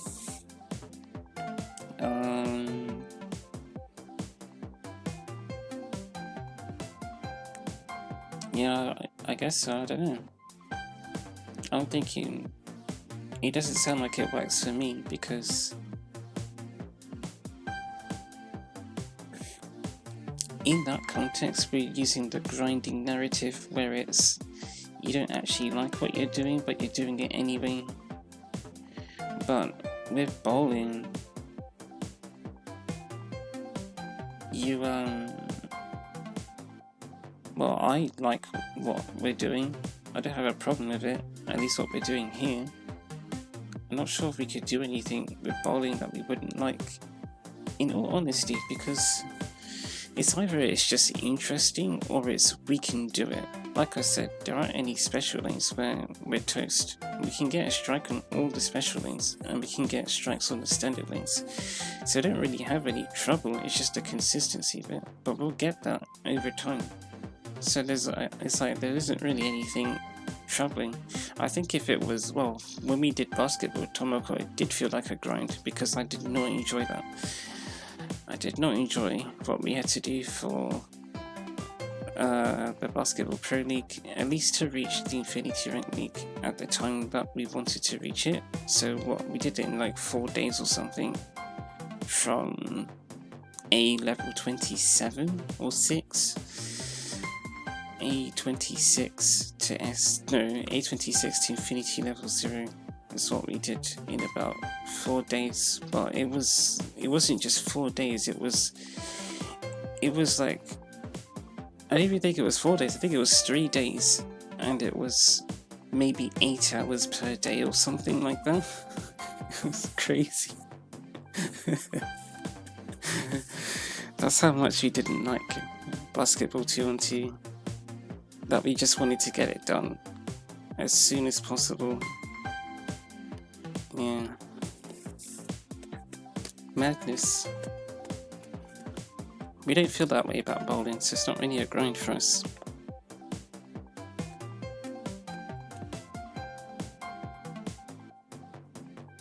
So for us, we don't want to feel like, yeah, just do it later. Which is a bit weird, because why would you say, yeah, do it later if you enjoy it? I don't really remember where this discussion came from. I do know that we go through a lot in a day, so even today we didn't really feel like doing anything, so we just decided to do this, because I felt like if we didn't do this, I don't know, maybe we don't do it later. Although that's unlikely, because I think right now we're pretty committed to doing this every day.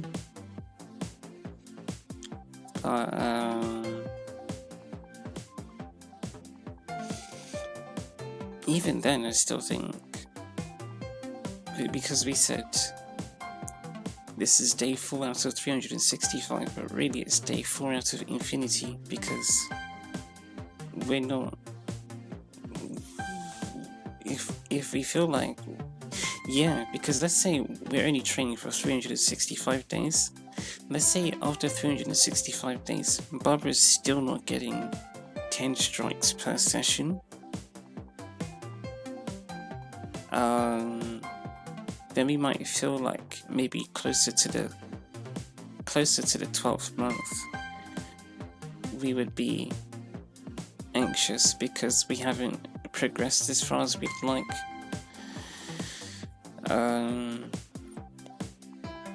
And then maybe we'd push ourselves a bit too much. Maybe I think that's exactly what happened last year, because we got to May, at which point I was saying, okay, well, you've earned all your items, so I don't really want to be doing this anymore.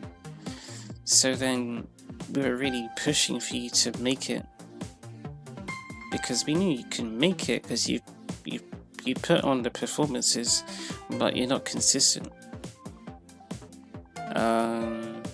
Yeah, you're not consistent, so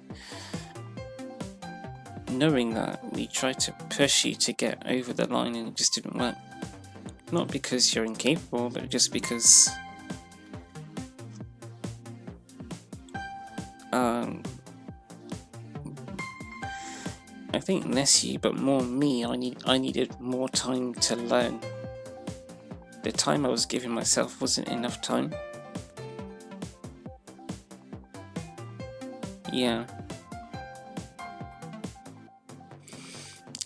I still wouldn't say that we had a problem with playing the game. We did have a problem with playing it online though. Yes, we did. And that is one of the big differences between now and back then. Back then we were playing online regularly, if not once a week. It was getting to a point where it was daily. And we wanted that to end, and to end it at least immediately, or at least momentarily, by getting Barbara to reach the Infinity Rank League. But it didn't happen. We weren't ready for it to happen. Yeah, it didn't happen, and so we were upset, and then we just went away. Whereas now, we don't know how far we will go with our training, or we don't know how quickly we'll improve. We don't even know if we will improve. We believe that we will, yes, but we don't know if we will, so that bit's just hope. But we like the game, and there isn't any time pressure, or at least right now there isn't, because we don't want Barbara to, we don't necessarily want Barbara to reach the rank right now. I also don't want to reach the rank at all, but it's more a case of if we have the capacity to, or if we have the experience to reach it, then we'll go for it, but we don't have that right now. So we can just ignore the rank. Like we said, we stopped playing in the Pro League for this reason. Put the rank away, and then we got Apple to play with the names off and Siobhan. So we're not thinking about usernames, people, we're not thinking about the Pro League. So we're earning items wherever we feel like earning items, and then when it comes to this, we can just enjoy it because there's no connection to this in Pro League stuff. And then even playing survival bowling's a bit toasty, because if we do perform well, then you got that, we're doing well, now we can't use stamps because we look like we're taunting but we're not, or something. I don't like that.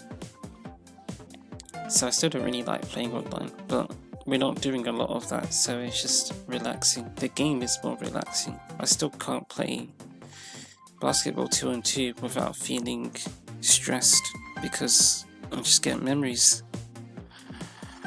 And the memories are not good. They're not good memories. So Yeah, basketball. Oh no, I don't want to do that. Please go away. Don't like basketball 2-on-2. I actually do like basketball 2-on-2, but I don't like the experiences I've had with it. No. So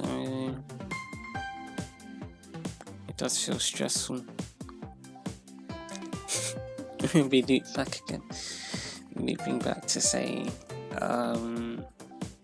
yeah, we're not doing the online stuff. We've got a different mental environment at the moment, so we may be able to train for a lot longer than we were willing to before. I think our investment in the game is the same, ? We still like the game, we still don't mind playing the bowling, but because our incentives are different, we're not thinking about playing to rank up, and we're also not thinking about playing to improve within a very small specific amount of time.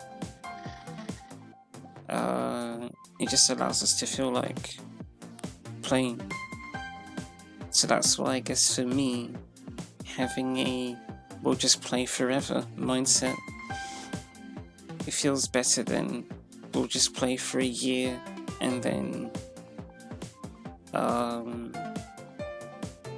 it will end. Though in fairness, I can say to you that my original plan was, let's do training for a week, and then after the week is over, let's see what we should do afterwards. I think that was more in regards to our training program, because I was thinking, well, we could just do lanes, alleys, mix and not special lanes, but then the special lane bit's good, but I don't want the special lane bit to overwhelm me. I don't want to get too invested in mastering everything, because that was what we did before and that wasn't good for us, or didn't feel good. But then I said, I don't really know, so let's just do lanes, alleys, mix and then special lanes every day for a week, and then see what we should do from there. So if I guess if so it's day 4 now. If we were at day 4 and we were breaking up, then I think we'll be looking to day 7 thinking, yes, it's day 7. We can switch it up after this.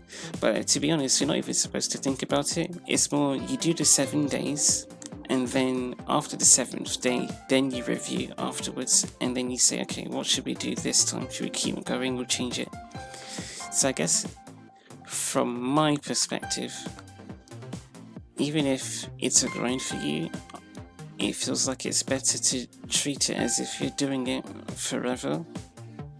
And then let's say you do actually have a time limit, then once you've reached the time limit for the review, then that's when you can stop and review. But I guess when you go into each day, I don't think it's a good idea to think about you being one step closer to the end. I think from a reviewing perspective as well, because if you do that, then you don't really get an accurate representation of the training and how it felt. Because if you said, I'm going to do this for a week and see if I could repeat this infinitely, you start off, it's okay, then day 3 you feel like trash, all the way to day 6, and then you realize, you know what, there's only one more day left, so then going into day 7 you feel really good, and then your reviewers, you know what, I could do this again. and then you do it again and you just feel awful, but then you're not stopping after a week, so then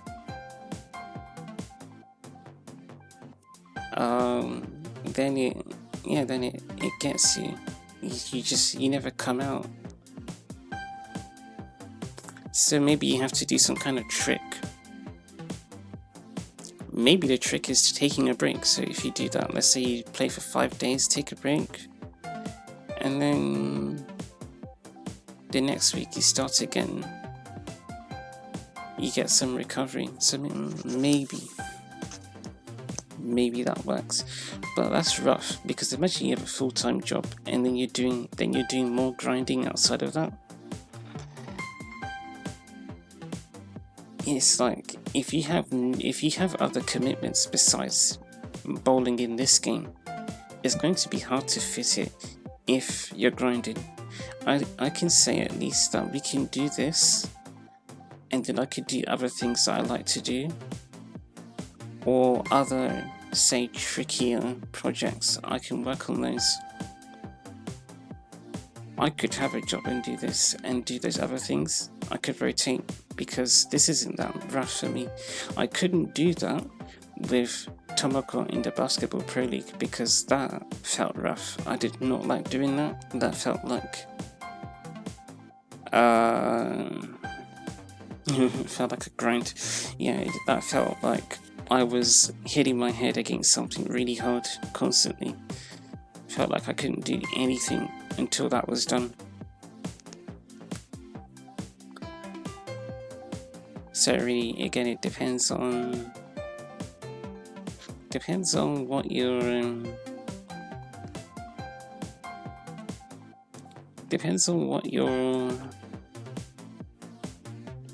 life is like.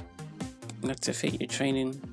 I guess I could also say there that we had the capacity to do what we did with basketball, but whether we actually had the spacing to do it was different. It didn't feel like we were in the right position to be doing what we were doing. But then you could have these other guys saying, yeah, I'm so cool, I'm the best. I'm fully looking at their basketball and I'm thinking, but we could actually do that. I'm sorry. We can do that. Look, we're going, yeah, look, we can do this. That's not actually that difficult. At least for me, it's not. But then they're acting like this is the pinnacle of Nintendo Switch Sports Basketball. You can take the sport so much further. I don't really feel like doing that right now, but I can see it. But you're just having, you're having what I'm seeing, I guess. These 3-pointers, which I'm thinking, I can do this myself. And then the person doing the 3-pointers, they're saying, yeah, I'm the best. And I'm thinking, I'm not sure. I'm not saying I want to compete with you, but I'm saying I'm not sure if this is worth celebrating. I still think you can take the sport further. You can be happy with your achievements, but then to make others look bad because you're outclassing them in that particular game, I don't think that's really helpful behavior. That's where I get upset and decide, you know what, let's set an example. We didn't set the best example, but we tried. Let's try and do what they're doing, but be a bit nicer about it. We haven't promoted Tomoko's achievements, so again, it's only when we reference them for context that you hear, oh yeah, by the way, Tomoko has reached the Infinity rank. But otherwise, I'm not going to tell you because I have no reason to.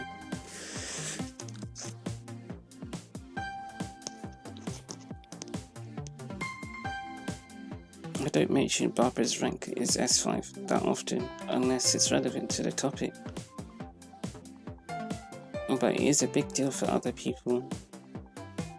So what you just witnessed is we had that session of bowling, and then we looped back to those exact same negative topics that I played that session of bowling to avoid.